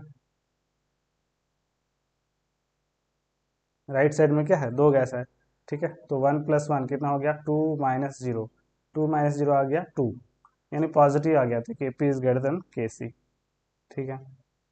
उसका लास्ट है ना, सॉलिड है यहाँ पे O2 गैस CO2 गैस, इधर भी कॉफिशिएंट वन इधर भी coefficient one, again one minus one क्या आ गया, जीरो, तो फिर के पी इक्वल टू के सी, जहाँ जीरो आ गया तो के पी इक्वल टू के सी हो जाएगा, अदरवाइज लेस देन और ग्रेटर देन हो सकता है, नेगेटिव है तो लेस देन, पॉजिटिव है तो ग्रेटर देन, ठीक है। आई होप समझ गए होंगे। ऐसा क्वेश्चन पूछता है नीट में, जैसे यहाँ पे देखो एक क्वेश्चन पूछ लिया है, तुरंत आंसर करना चाहिए, है ना, 10 सेकंड में आंसर होना चाहिए, ठीक है।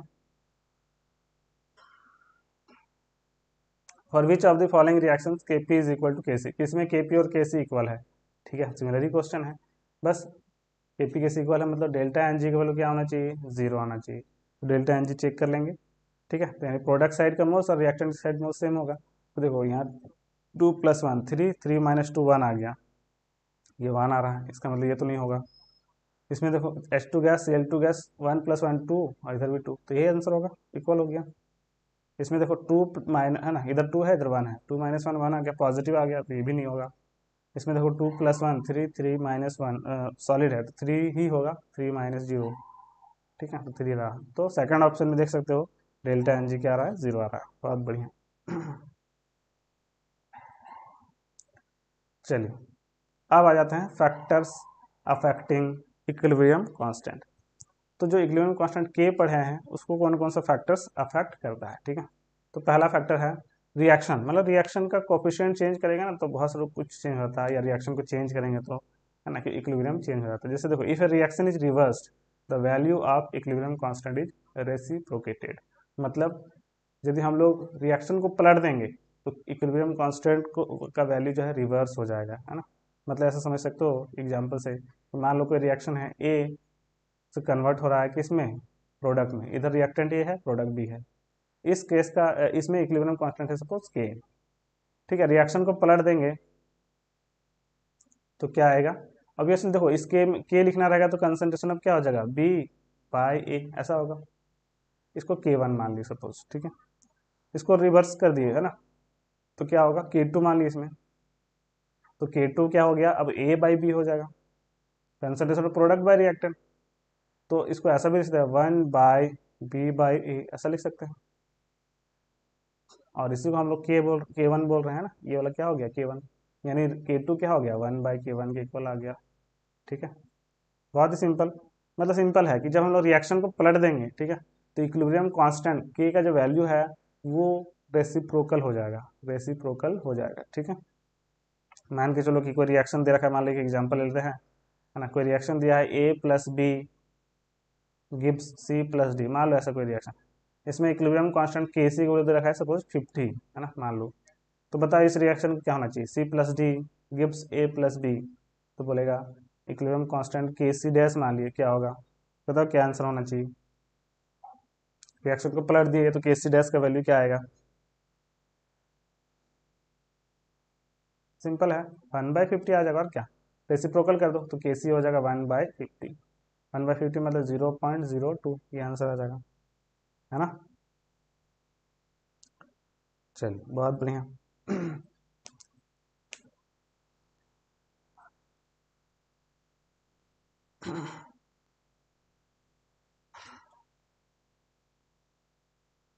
बहुत बढ़िया, ठीक है। तो फर्स्ट फैक्टर पढ़ ली, सेकंड फैक्टर आ जाते हैं।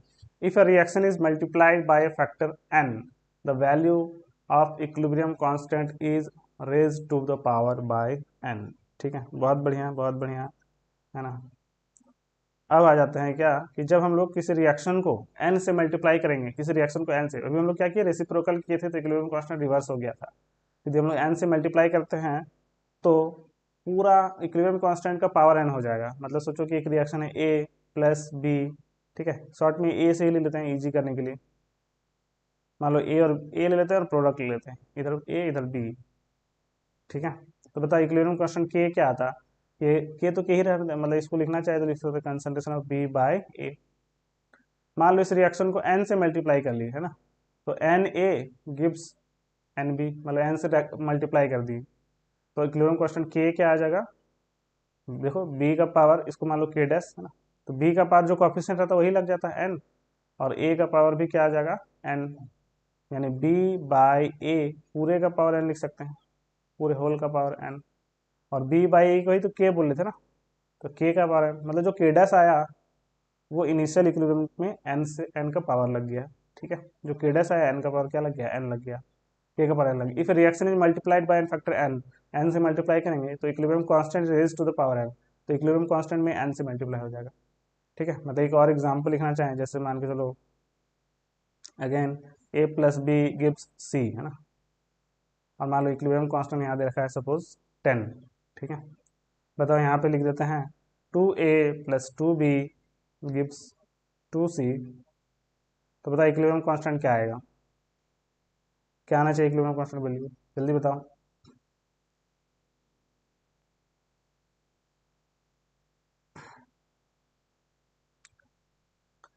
टू से मल्टीप्लाई किया है ना, तो पावर क्या हो जाएगा, है ना 20 आ जाएगा क्या, मतलब 20 आंसर होगा क्या, नहीं ना, मल्टीप्लाई नहीं करना है, पावर ले जाना है। तो जो देखो टू का पावर है ना, मतलब जो टू से मल्टीप्लाई करने से तो जो के डैश आएगा वो के का पावर टू हो जाएगा, जो जो जितना से मल्टीप्लाई करेंगे वो उतना पावर में चला जाएगा। तो के का वैल्यू तो 10 दिया है, तो 10 का पावर टू, यानी 100 आंसर आ जाएगा इसका। बहुत बढ़िया।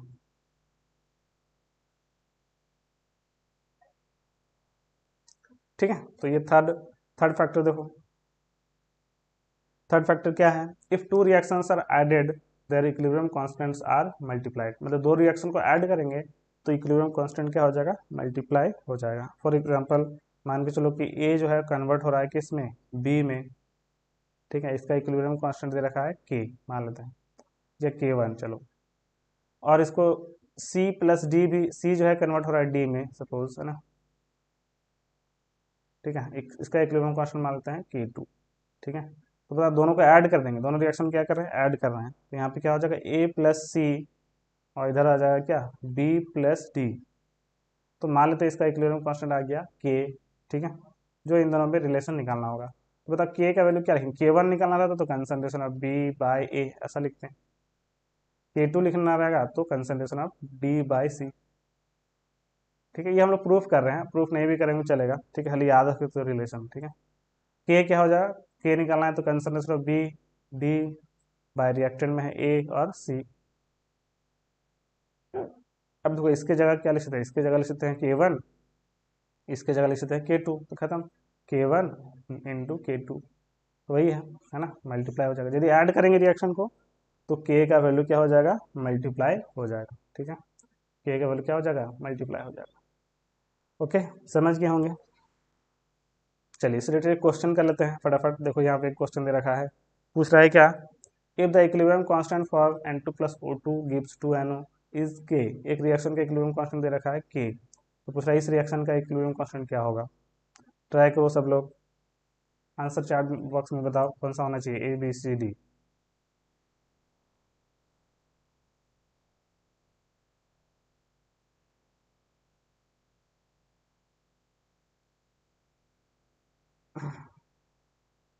ठीक है, तो देखो रिएक्शन दे रखा है N2, सब गैस में है ना, N2+O2 गिव्स 2NO। ओके, इसका इक्विलिब्रियम कांस्टेंट दे रखा है K। ओके, अब क्या पूछ रहा है कि half N2 half O2 NO, है ना, तो हाफ से मल्टीप्लाई कर लिया, और क्या, हाफ N2 हाफ से मल्टीप्लाई कर लिए, ठीक है, तो NO आ गया। तो इक्विलिब्रियम कांस्टेंट का पावर भी क्या हो जाएगा, हाफ हो जाएगा, तो K का पावर 1/2 आ जाएगा। It is option number A, option number A आ जाएगा, सिंपल है, बहुत ही इजी क्वेश्चन, बहुत बढ़िया। ठीक है, चलो एक और क्वेश्चन, सिमिलर क्वेश्चन है, ठीक है, देखो स्क्रीन पर, पता है इसका आंसर क्या आना चाहिए, सब लोग ट्राई करो,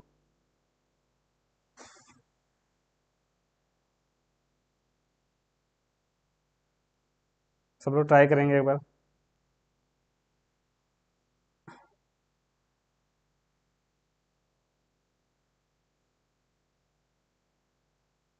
क्या हो रहा है, देखो इस रिएक्शन में क्या हो रहा है, N2+3H2 गिव्स 2NH3, है ना, ठीक है, तो इसका इक्विलिब्रियम कांस्टेंट, है ना, का वैल्यू दे रखा है 64, मान लीजिए 64 दे रखा है, ठीक है। पूछा क्या है कि इस रिएक्शन का बताओ, इस रिएक्शन का इक्विलिब्रियम कांस्टेंट। तो सबसे पहली बात है कि ये रिएक्शन देखो 2NH3 लेफ्ट साइड में है ना, मतलब NH3 जो लेफ्ट साइड में और इधर राइट साइड में था, तो इसको पहले रेसिप्रोकल करो, यानी 2NH3 गिव्स N2+3H2, ऐसा। तो इस केस में जो इक्विलिब्रियम कांस्टेंट आया उसको 1/64 करेंगे, क्योंकि केसी पहले 64 था, अब आ गया 1/64, बहुत बढ़िया। उसके बाद फिर क्या करना है, NH3 को, NH3 की जगह 2 लाना है, मतलब फिर हाफ से मल्टीप्लाई करेंगे, मतलब 2 से मल्टी डिवाइड कर दो, तो हाफ से मल्टीप्लाई करेंगे तो यहाँ NH3 आएगा, यहाँ से हाफ मल्टीप्लाई करेंगे तो हाफ N2, और इधर 3/2 H2 हो जाएगा, हाफ से मल्टीप्लाई किया, हाफ से मल्टीप्लाई करेंगे तो हाफ पावर आ जाएगा, तो 64 का पावर हाफ, हाफ मतलब रूट लग गया, तो 1/8 हो जाएगा। बहुत बढ़िया, तो ऑप्शन नंबर डी। बहुत बढ़िया है। चलिए इजी क्वेश्चन है, चलिए एक और क्वेश्चन इससे रिलेटेड जल्दी से बनाएंगे सब लोग। ऐसा क्वेश्चन पूछता है नीट में, बहुत पूछता है, ठीक है। 30 सेकंड भी तो दीजिए सब बनाने के लिए। 30 सेकंड नहीं लेना है ये सब में, ये सब जो है 10-15 सेकंड में लेना है, फटाफट फटाफट बनाना है, ठीक है। 30 सेकंड वैसे क्वेश्चन में लेना है जो थोड़ा सा लेंदी होगा, है ना, जो थोड़ा सा टाइम टेकिंग होगा, ठीक है। ये सब क्वेश्चन तो देखते ही मार डालने वाला क्वेश्चन है, ठीक है। हाँ कम से कम 15 सेकंड दे दीजिए, ठीक है, 15 सेकंड दे देते हैं।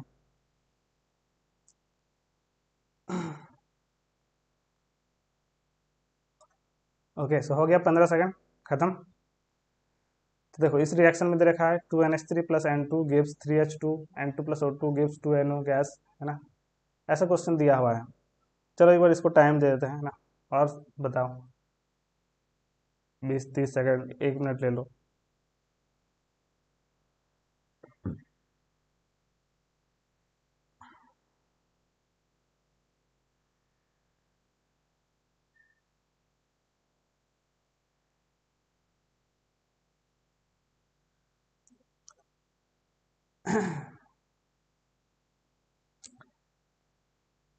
चलिए अब हम ट्राई करते हैं ना। सो 4NO प्लस, देखो कभी कभी जो है यहाँ से पहले यही देख लो कि क्या लाना है। 4NO plus 6H2 right side में लाना है। क्या कहीं पे 4NO दिख रहा है? देखो 4NO नहीं दिख रहा है, 2NO दिख रहा है। इसको क्या करो, पहले 2 से मल्टीप्लाई जैसे ही करेंगे 4NO आ जाएगा। तो इसका पावर K2 का पावर 2 हो जाएगा। हाँ जैसे 2 से रिएक्शन मल्टीप्लाई करते हैं तो K2 का पावर क्या हो जाएगा? 2। बहुत बढ़िया। 6H2 लाना है। 6H2 कहाँ दिख रहा है?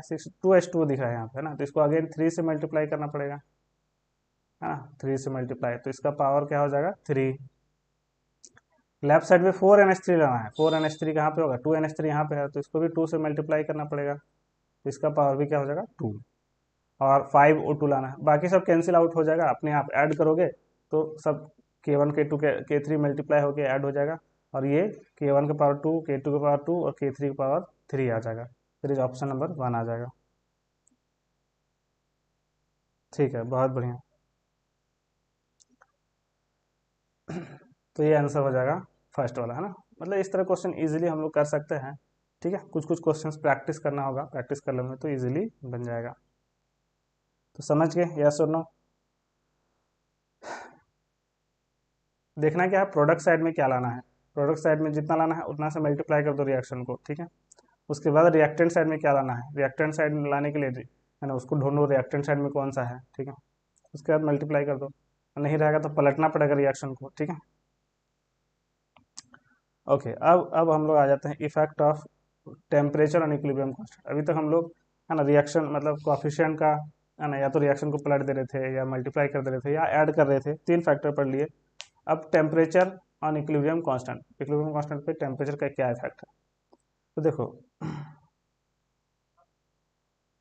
मान लो कोई रिएक्शन है, इसमें 2 अलग अलग केस होगा ना। केस 1, ठीक है, अपना क्यों लिखते हैं, डायरेक्ट लिखते हैं ना। 1 नंबर में for exothermic process, for endothermic लिखेंगे, चलो फॉर एंडोथर्मिक प्रोसेस। जब भी बोला टेम्परेचर है तो एंडोथर्मिक देखना है, ठीक है, या एक्सोथर्मिक देखना है, कुछ टाइप का रिएक्शन हो। बहुत बढ़िया। चलिए तो मान लो कोई रिएक्शन है जो एंडोथर्मिक, एंडोथर्मिक मतलब हीट इसमें रिक्वायर्ड होगा, ए प्लस हीट, हीट देंगे तभी ये फॉरवर्ड डायरेक्शन में जाने वाला है, ऐसा। या फिर डेल्टा एच यहाँ पे बोल सकते हो क्या है, पॉजिटिव है, ठीक है, एंडोथर्मिक प्रोसेस। तो इस केस में क्या होगा ना, कि जैसे हम लोग टेम्परेचर बढ़ाएंगे, है ना। अच्छा चलो अभी अभी थोड़ी देर के लिए बताओ कि इक्विलिब्रियम कांस्टेंट के लिखना है, तो के लिखना है तो क्या बनेगा, कंसंट्रेशन ऑफ बी बाई ए, ऐसा लिख सकते हैं। अब सोचो कि यहाँ पे टेम्परेचर बढ़ा रहा है ना, टेम्परेचर जैसे बढ़ाएंगे, टेम्परेचर इंक्रीज करने से क्या होगा, क्या रिएक्शन फॉरवर्ड जाएगा।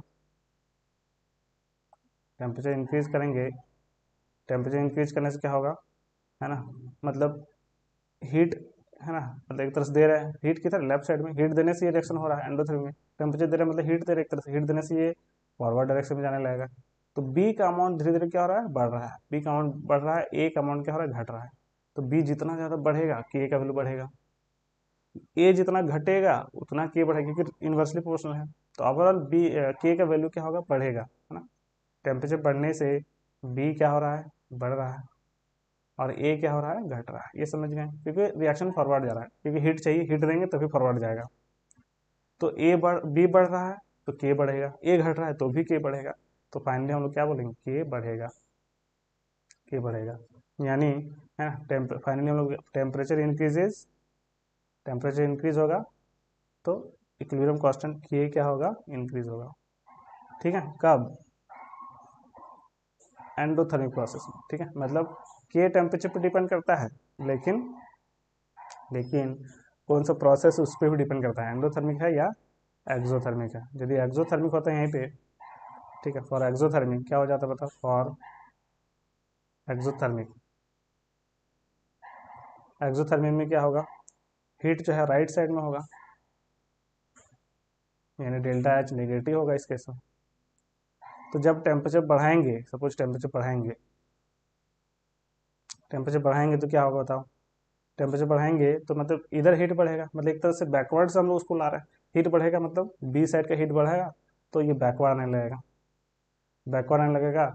तो के का value concentration of B by A था ना, तो बी क्या हो रहा है, कम हो रहा है, ए बढ़ रहा है, बी कम हो रहा है इस केस में, बी क्या हो रहा है, कम हो रहा है, ए क्या हो रहा है, बढ़ रहा है। तो बी कम होगा तो के कम होगा, बी कम होगा तो के क्या होगा, कम होगा। यानी फिर इस केस में टेम्परेचर बढ़ाने से रेट कांस्टेंट क्या हो रहा है, घट रहा है। तो आई होप समझ गए होंगे। के जो है टेम्परेचर पे डिपेंड करता है, बट किस टाइप का रिएक्शन है उस पर भी डिपेंड करेगा, एंडोथर्मिक है या एक्सोथर्मिक है। मतलब टेम्परेचर बढ़ाने से हमेशा टेम्परेचर बढ़ेगा क्या, तो बोलेंगे नहीं। हमेशा घटेगा क्या, तो बोलेंगे नहीं, है ना। एंडोथर्मिक में बढ़ेगा, एक्सोथर्मिक में घटेगा। ठीक है, मतलब टेम्परेचर पे इफेक्ट करता है इक्विलिब्रियम कांस्टेंट। ठीक है, समझ गए, यस और नो।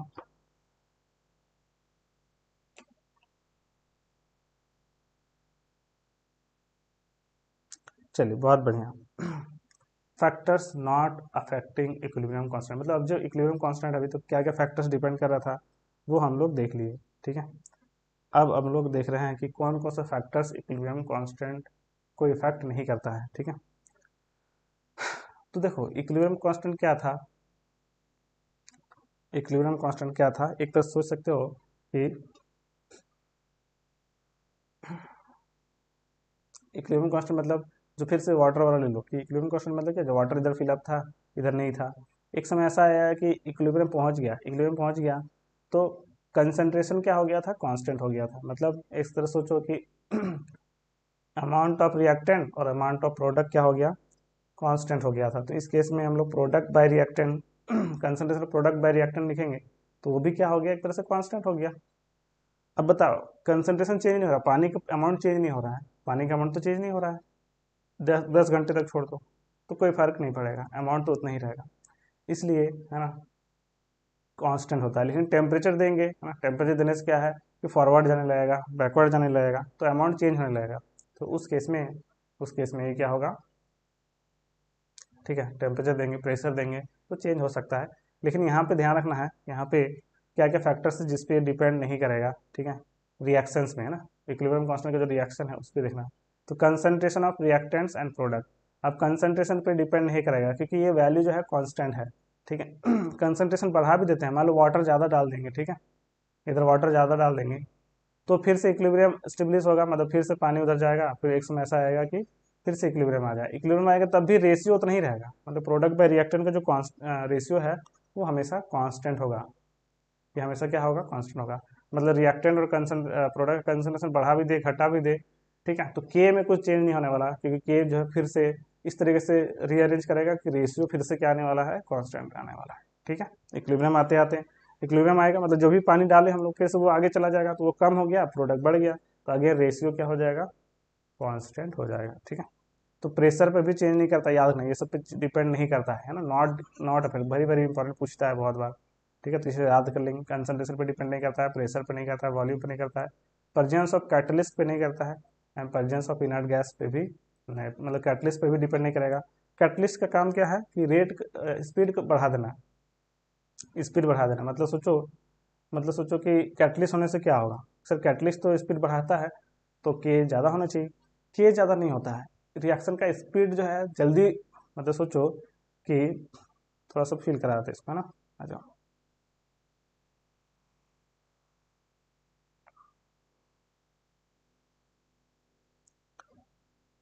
मान लो कोई रिएक्शन हो रहा है ए से बी, है ना, फिर से वही एग्जाम्पल ले लो। मान के चलते हैं, ठीक है, कि यहाँ पे पानी इतना भरा हुआ था और ये इस बार नहीं था, तो इधर से इधर जा रहा है, इक्विलिब्रियम आ गया। लेकिन इनिशियली इक्विलिब्रियम नहीं आया था, तो कैटलिस्ट का काम क्या है, उसको जल्दी से इक्विलिब्रियम में ले आना। मतलब इक्विलिब्रियम यहीं आकर रुक जाएगा ऐसा बात नहीं है, मतलब पानी जो है वो जल्दी से, है ना, मान लो ऊपर से हम लोग फेंक देंगे, है ना, गिरा देंगे, जल्दी से इक्विलिब्रियम आ जाएगा, ठीक है, एक तरह से समझो।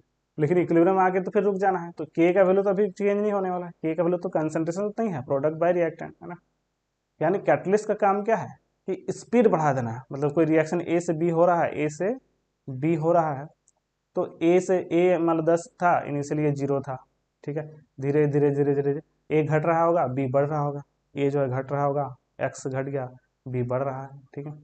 लेकिन एक समय ऐसा है कि दोनों, है ना, इक्विलिब्रियम पे आ गया, तो इक्विलिब्रियम लाने के लिए जो टाइम चाहिए होगा वो कम समय में ही इक्विलिब्रियम आ जाएगा कैटलिस्ट के प्रेजेंस में, तुरंत आ जाएगा। पहले थोड़ा लेट से आ रहा था, अब थोड़ा जल्दी आ जाएगा, लेकिन के में कोई चेंज नहीं होगा। इक्विलिब्रियम आने के बाद के का वैल्यू तो वही रहेगा, चाहे जल्दी आ जाए या लेट से आए। इक्विलिब्रियम जल्दी से आने के लिए कैटलिस्ट हम लोग यूज कर सकते हैं, ठीक है। मतलब कैटलिस्ट का काम है स्पीड ऑफ द रिएक्शन बढ़ा देना, है ना, कंसंट्रेट, मतलब के को चेंज नहीं कर सकता है ना, के का वैल्यू, इक्विलिब्रियम कांस्टेंट का वैल्यू चेंज नहीं कर सकता है। सो वेरी वेरी इंपॉर्टेंट, बहुत लोग कंफ्यूज होते हैं कैटलिस्ट की वजह से, है ना। कैटलिस्ट का काम है सिर्फ और सिर्फ स्पीड ऑफ रिएक्शन को चेंज करना, ठीक है। फॉरवर्ड रिएक्शन होता, फॉरवर्ड रिएक्शन सिर्फ होता तो रिएक्शन को स्पीड कर देता है, ए से बी ले जाने में जल्दी कर देता है, जल्दी पहुंचा देता है। लेकिन इक्विलिब्रियम अचीव हो रहा है तो तुरंत इक्विलिब्रियम आ जाएगा, उसके बाद तो रुक जाएगा, है ना, उसके बाद तो प्रोडक्ट और जाना ही नहीं है, फिर जितना प्रोडक्ट जाएगा उतना रिएक्टेंट वापस आ जाएगा, है ना। आई होप यहाँ समझ गए होंगे। फिर इनर्ट गैस, इनर्ट गैस मतलब कोई एक्स्ट्रा इनर्ट गैस डालेंगे तो उससे कोई फर्क नहीं पड़ेगा। तो ये वेरी वेरी इंपॉर्टेंट है, ये सब याद रखेंगे, लर्न कर लेंगे कि कौन कौन सा फैक्टर है सिर्फ, है ना। एक तो मतलब रिएक्शन पे डिपेंड करता है, रिएक्शन कांस्टेंट पे डिपेंड करता है के, और दूसरा टेम्परेचर पे, और किसी पे डिपेंड नहीं करता है। मतलब एक तरह से सिर्फ टेम्परेचर पे ही डिपेंड करता है, रिएक्शन पे तो हम लोग चेंज करके के का वैल्यू चेंज कर सकते हैं। चलिए, तो एक क्वेश्चन है यहाँ पे, फटाफट जल्दी से आंसर बताएंगे इसका क्या होगा। The factors which affect the value of equilibrium constant, कौन जो है सिर्फ, है ना, इक्विलिब्रियम कांस्टेंट के का वैल्यू को, इक्विलिब्रियम ध्यान रखना है, इक्विलिब्रियम और इक्विलिब्रियम कांस्टेंट दोनों अलग अलग चीज़ है ना, बार बार ध्यान रखना, ये चीज़ जो है आएगा और कन्फ्यूजन होगा। इक्विलिब्रियम को इफेक्ट कौन करेगा और इक्विलिब्रियम कांस्टेंट को कौन इफेक्ट करेगा, ये दोनों अलग चीज़ है। इक्विलिब्रियम पढ़ेंगे हम ली चार्टियस प्रिंसिपल में, तो इक्विलिब्रियम चेंज होगा, है ना, इक्विलिब्रियम चेंज हो सकता है। मतलब मान के चलो कि यहाँ पे वाटर था इतना भरा हुआ, ठीक है, इधर नहीं था, खाली था, तो वाटर चेंज, मतलब पानी डालेंगे, मतलब थोड़ी देर बाद इक्विलिब्रियम हो गया, उसके बाद पानी डालेंगे तो इक्विलिब्रियम चेंज हो जाएगा, फिर से जो है ये रीअरेंज होना चाहेगा। तो इक्विलिब्रियम चेंज हो सकता है, लेकिन कांस्टेंट का वैल्यू चेंज नहीं होगा, ये हम लोग पढ़ेंगे। बट अभी फिलहाल पूछा है कि इक्विलिब्रियम कांस्टेंट, है ना, का इफेक्ट बताओ।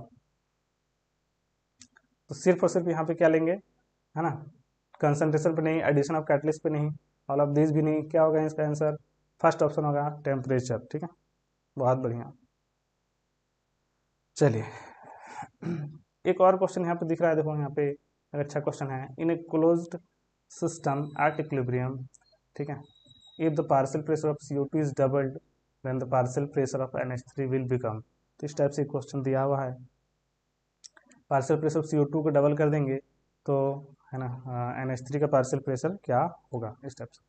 तो बेसिकली इस टाइप क्वेश्चन सॉल्व करना है तो सोचना क्या है, सोचना ये है कि कंसंट्रेशन चेंज करो, प्रेशर चेंज करो, प्रेशर चेंज करने से इक्विलिब्रियम कांस्टेंट में कोई चेंज नहीं होता है। तो पहले यहाँ पे इक्विलिब्रियम कांस्टेंट Kp लिख लेते हैं, चलो Kp लिखाना है क्योंकि प्रेशर के टर्म से बोला है, तो ये तो सॉलिड है, इसको लिखने की जरूरत नहीं है, फिर प्रोडक्ट साइड में लिखो, Kp हो गया क्या है, partial pressure of NH3, partial pressure of NH3 का होल स्क्वायर हो जाएगा, क्योंकि NH3 का आगे 2 लगा हुआ है, फिर पार्शियल प्रेशर ऑफ CO2, ये हो गया Kp का वैल्यू। अब if the partial pressure of CO2 is doubled, partial pressure of CO2 का अमाउंट डबल कर देंगे तो Kp में कोई चेंज नहीं होने वाला है ना। बोलो कैसे सर, यहाँ ये डबल करेंगे तो Kp तो बढ़ जाएगा, लेकिन नहीं, है ना, ये जो PnH3 है वो घट जाएगा, वो NH3 क्या होगा, घट जाएगा, और इस तरीके से रीअरेंज कर लेगा कि Kp का वैल्यू, है ना, कम हो जाए। मतलब क्या है, ये बढ़ेगा तो ये घटने लगेगा और ये घटने लगेगा, दोनों इस तरीके से अरेंज करेगा कि Kp जो है चेंज नहीं होने वाला, क्योंकि Kp जो है सिर्फ और सिर्फ टेम्परेचर पे डिपेंड करेगा, एक तरह से कांस्टेंट सिर्फ टेम्परेचर पे डिपेंड करेगा, ठीक है, अमाउंट पे डिपेंड नहीं करेगा, कंसंट्रेशन पे डिपेंड नहीं कर रहा, प्रेशर पे डिपेंड नहीं कर रहा है, ठीक है। तो बेसिकली करना क्या है इस टाइप क्वेश्चन में, Kp को सेम रहने देना है, ठीक है, Kp को वही रहने देंगे। नया जो पार्शियल प्रेशर आएगा, इसको इक्वेशन मान लें, नया जो पार्शियल प्रेशर आएगा, है ना, NH3 में चेंज आएगा तो P डैश मान लीजिए NH3 का, P डैश NH3, और CO2 को बोला क्या है, CO2 का डबल हो गया, है ना, double then the partial pressure of NH3। If the partial pressure of CO2 is doubled then the partial pressure of NH3 will be, है ना, तो CO2 का पार्शियल प्रेशर डबल कर दिए, यानी 2 times partial pressure of CO2 कर दिए, पहले जितना था उसको दोगुना कर दिए। अब बताओ, है ना, NH3 में क्या चेंज आएगा, मतलब NH3 का अमाउंट में क्या आएगा, तो Kp की जगह अगेन वो तो लिख ही सकते हैं, पहला वाला इक्वेशन 2 हो गया, Kp सेम है तो दोनों Kp को बराबर कर दो, दोनों बराबर कर दिए,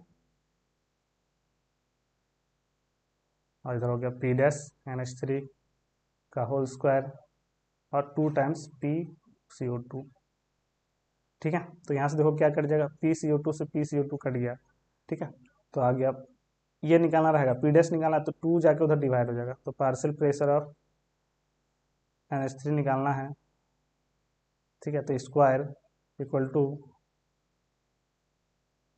1/2 times partial pressure of NH3 का होल स्क्वायर, है ना, ओके। इफ द पार्शियल, अच्छा इस पर ऑप्शन भी नहीं दिख रहा है, तो यहाँ पे PnH3 निकालना है, P डैश NH3, तो 1/√2 टाइम्स पार्शियल प्रेशर ऑफ, है ना, तो ये इसका जो है रूट हट जाएगा, यानी जितना प्रेशर था पहले उसका 1/√2 टाइम्स हो जाएगा, ठीक है। इसमें ऑप्शन नहीं दे रहा है क्या, हम्म क्या लिखा है, if the partial pressure of CO2 is double then the partial pressure of NH3 will be, ठीक है, तो NH3 का पार्शियल प्रेशर क्या होगा, 1/√2 टाइम्स इनिशियल प्रेशर हो जाएगा। अच्छा, टोटल प्रेशर के रिस्पेक्ट में पूछा है ना, अच्छा,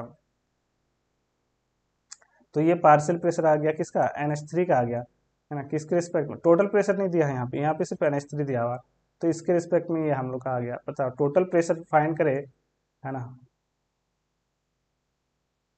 टोटल प्रेशर के रिस्पेक्ट में देखा जाए, देखो ये रिएक्शन थोड़ा सा, है ना, बनाना पड़ेगा फिर टोटल प्रेशर के लिए, ये थोड़ा सा कॉम्प्लिकेटेड क्वेश्चन हो गया, कॉम्प्लिकेटेड नहीं है, मतलब कॉन्सेप्चुअल बेस्ड बोल सकते हो, ठीक है, सिर्फ यहाँ पे, है ना, कभी कभी ऐसा क्वेश्चन डायरेक्टली आता है कि NH3 का 1/√2 टाइम्स हो जाएगा, तो ये ऑप्शन भी दिया जा सकता था, बट यहाँ नहीं दिया है, यहाँ पे टोटल प्रेशर बोल दिया है, टोटल प्रेशर फाइंड करना होगा, ठीक है। तो मान लेते हैं कि इनिशियली, है ना, इनिशियली तो ये सॉलिड था, ये इधर 0 0 होगा, इनिशियली T=0 पे ये सॉलिड था, इसका कोई प्रेशर नहीं, इसका 0 0, T=T पे अभी हम लोग देखेंगे एक्सटेंट ऑफ रिएक्शन, तो इसका प्रेशर हो गया 2P, क्योंकि इसका कोफिशिएंट 2 है, और इसका प्रेशर कितना हो गया है, इसका प्रेशर हो गया P, तो टोटल कितना हो गया 3P, ठीक है, इसका कितना हो गया 3P, तो ये, है ना, पार्शियल प्रेशर ऑफ NH3 जो है, NH3 का कितना है 2P है, और टोटल प्रेशर कितना हो गया, टोटल हो गया P टोटल हो गया ये 3P, ठीक है, तो P टोटल के रिस्पेक्ट में PnH3 कितना हो गया, PnH3 जो है वो टोटल का कितना टाइम्स है, हाँ 3/2 टाइम्स है, P टोटल ऐसा लिख सकते हैं, ठीक है, तो PnH3 जो है उसकी जगह 3/2 टाइम्स लिख सकते हैं, तो इसकी जगह 3/2 टाइम्स लिख दो, तो 1/√2 इंटू 3/2 इंटू P टोटल, यानी 3/2√2 हो जाएगा इसका आंसर, 3/2√2, 3/2 लिखे है ना सही, P टोटल कितना है, P टोटल है 3P, अच्छा सॉरी 2/3 हो जाएगा, उल्टा लिख दिया, 2/3 होगा, 2/3 है ना, तो 2/3 यहाँ लिखेंगे, ठीक है, √2 कट जाएगा,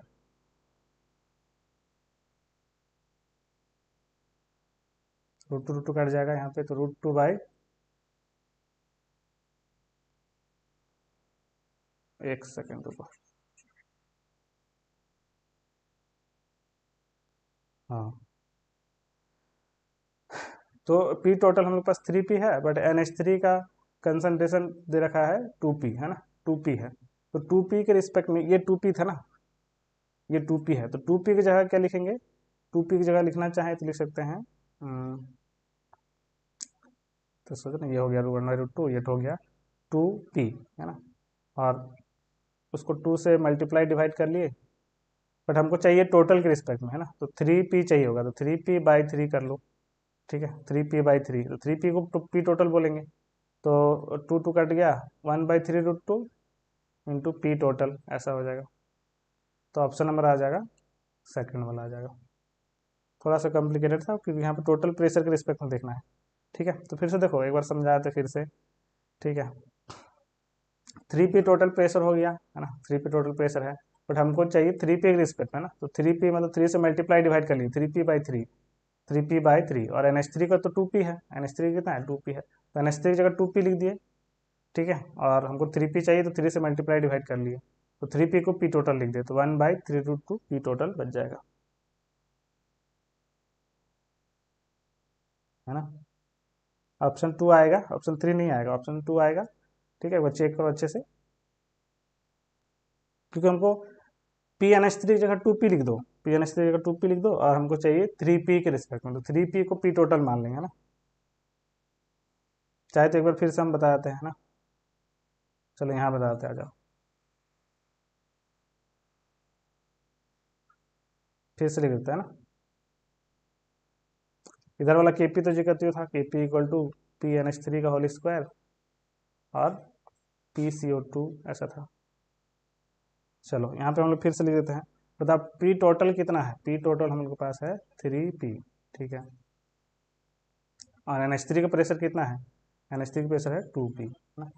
तो हम लोग क्या करते हैं, इसको रिप्लेस कर देते हैं, PNH3 की जगह लिख सकते हैं 2, और p की जगह क्या लिख सकते हैं, p टोटल बाई 3 लिख सकते हैं क्या, p टोटल बाई 3, ऐसा लिख सकते हैं, ठीक है, p टोटल बाई 3, तो 2/3 p टोटल आ गया, PNH3 वैल्यू क्या आ गया, PNH3 वैल्यू आ गया 2/3 p टोटल।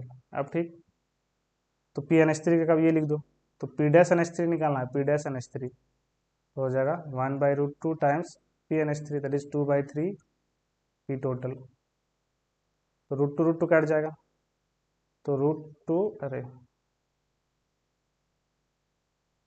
हम्म, फिर गड़बड़ हुआ,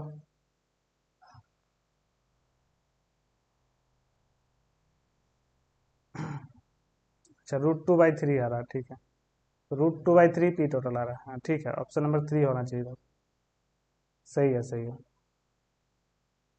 ठीक है, ऑप्शन नंबर 3 इसका सही है, बहुत बढ़िया। Good evening, good evening. ये वाला जो है तो छोड़ दो इसको, है ना, इसको हटा देते हैं, ऊपर वाला ही देख लो, चलो।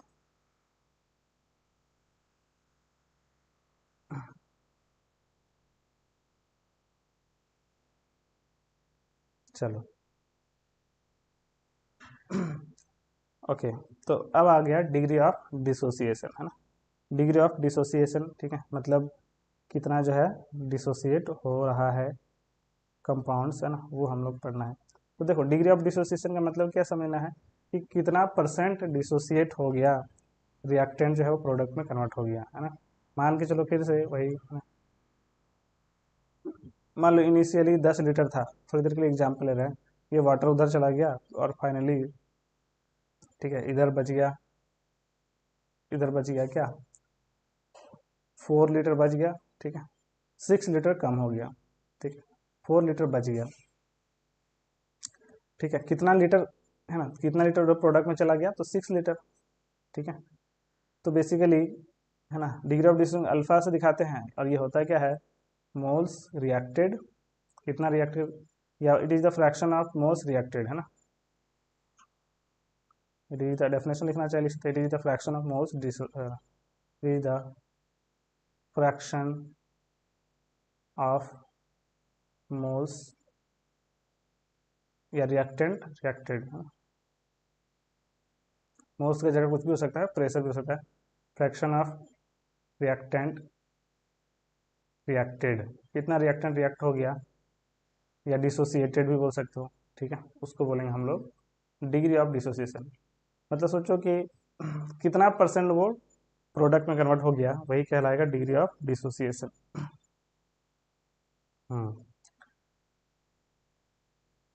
तो इस केस में alpha equal to basically moles reacted, कितना रिएक्ट हुआ, डिवाइड बाय, ठीक है, इनिशियल मोल्स, और इनिशियली कितना था, ठीक है।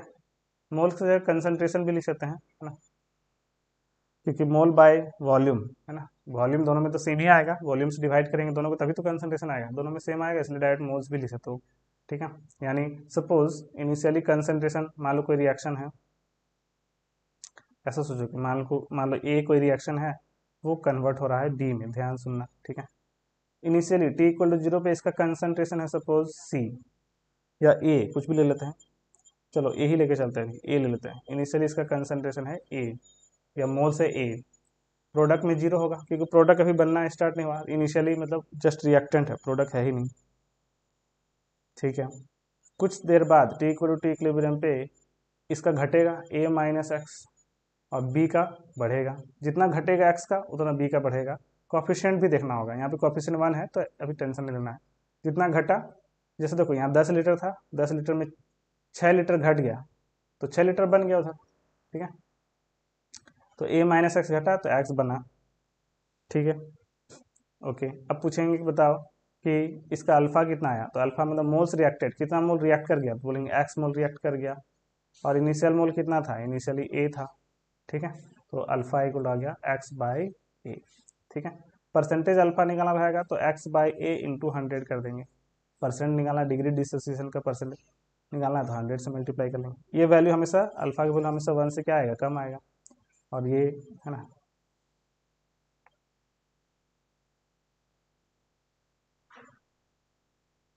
ठीक है, 0 से अल्फा के बीच में आएगा, और ये जो है 0 से 100 के, परसेंट अल्फा किसके बीच में आएगा, परसेंट अल्फा 0 और 100 के बीच में आएगा, ठीक है। तो जब भी परसेंटेज दिया रहेगा तो उसको 100 से डिवाइड करके फ्रैक्शन में ले आना। चाहो तो इसको ऐसे एक्स की जगह क्या लिख सकते थे, एक्स के जगह लिख सकते ए अल्फा, एक्स निकालते तो हम लोग ए अल्फा भी लिख सकते हैं ना, याद रखना, यानी जहाँ पे एक्स है वहाँ पे ए अल्फा भी लिख सकते हैं, यानी चाहो तो ए माइनस ए अल्फा ऐसा लिख सकते हैं, और एक्स की जगह ए अल्फा भी लिख सकते हैं, ठीक है, क्योंकि एक्स निकालना है यहाँ से तो ए इंटू अल्फा हो जाएगा, ठीक है, बहुत बढ़िया, ठीक है। तो कुछ कुछ और है ना, यहाँ पे क्वेश्चन कर लेते हैं, ठीक है, मान के चलो एक और रिएक्शन कर लेते हैं, ठीक है। जैसे मान लो यहाँ रहता है ए प्लस 2, ए गिव्स, ऐसा मान लेते हैं ना, 2 ए ले लेते हैं ना, 2 ए गिव्स बी प्लस 3 सी, ऐसा है ना। और पूछेगा कि बताओ यहाँ पे इक्विलिब्रियम का, है ना, इक्विलिब्रियम में सब लिखो, तो टी इक्वल टू 0 पे इसका कंसंट्रेशन मान लो ए है, टी इक्वल टू 0 पे इसका कंसंट्रेशन 0 0 लेंगे, T equal to T equilibrium पे, मतलब इक्विलिब्रियम जब अचीव हो चुका होगा तो ए में से कुछ घट गया, ठीक है, मान लो एक्स घट गया, ठीक है। अब कॉफिशिएंट भी देखना होगा, तो बी कितना बनेगा, तो बी देखो, बी का कॉफिशिएंट कितना है 1, तो 1x कर देंगे, मतलब एक्स सिंपली, और डिवाइड बाई ए का कॉफिशिएंट जितना रहेगा उतना से डिवाइड कर देना, तो 1x/2 या x/2 भी लिख सकते हो। उसी तरह 3c, तो इसका कॉफिशिएंट क्या है 3, तो 3x बाय इसका कॉफिशिएंट 2, तो कॉफिशिएंट जो रहेगा ए का कॉफिशिएंट जो रहेगा उससे डिवाइड कर देना, ठीक है, उसका क्या करना है, डिवाइड कर देना है, ठीक है। तो इससे रिलेटेड बहुत सारे क्वेश्चन हम लोग करेंगे और क्लियर होते जाएगा, ठीक है। जैसे एक क्वेश्चन यहाँ पे दिया हुआ है ना, for the reaction a plus 3b gives 2c plus d, initial mole of A is twice that of B, so if at equilibrium moles of B and C are equal then the percent of B reacted is, ठीक है। बोला है क्या, for the reaction a plus 3b, एक reaction दे रखा है यहाँ पे a plus 3b, a plus 3b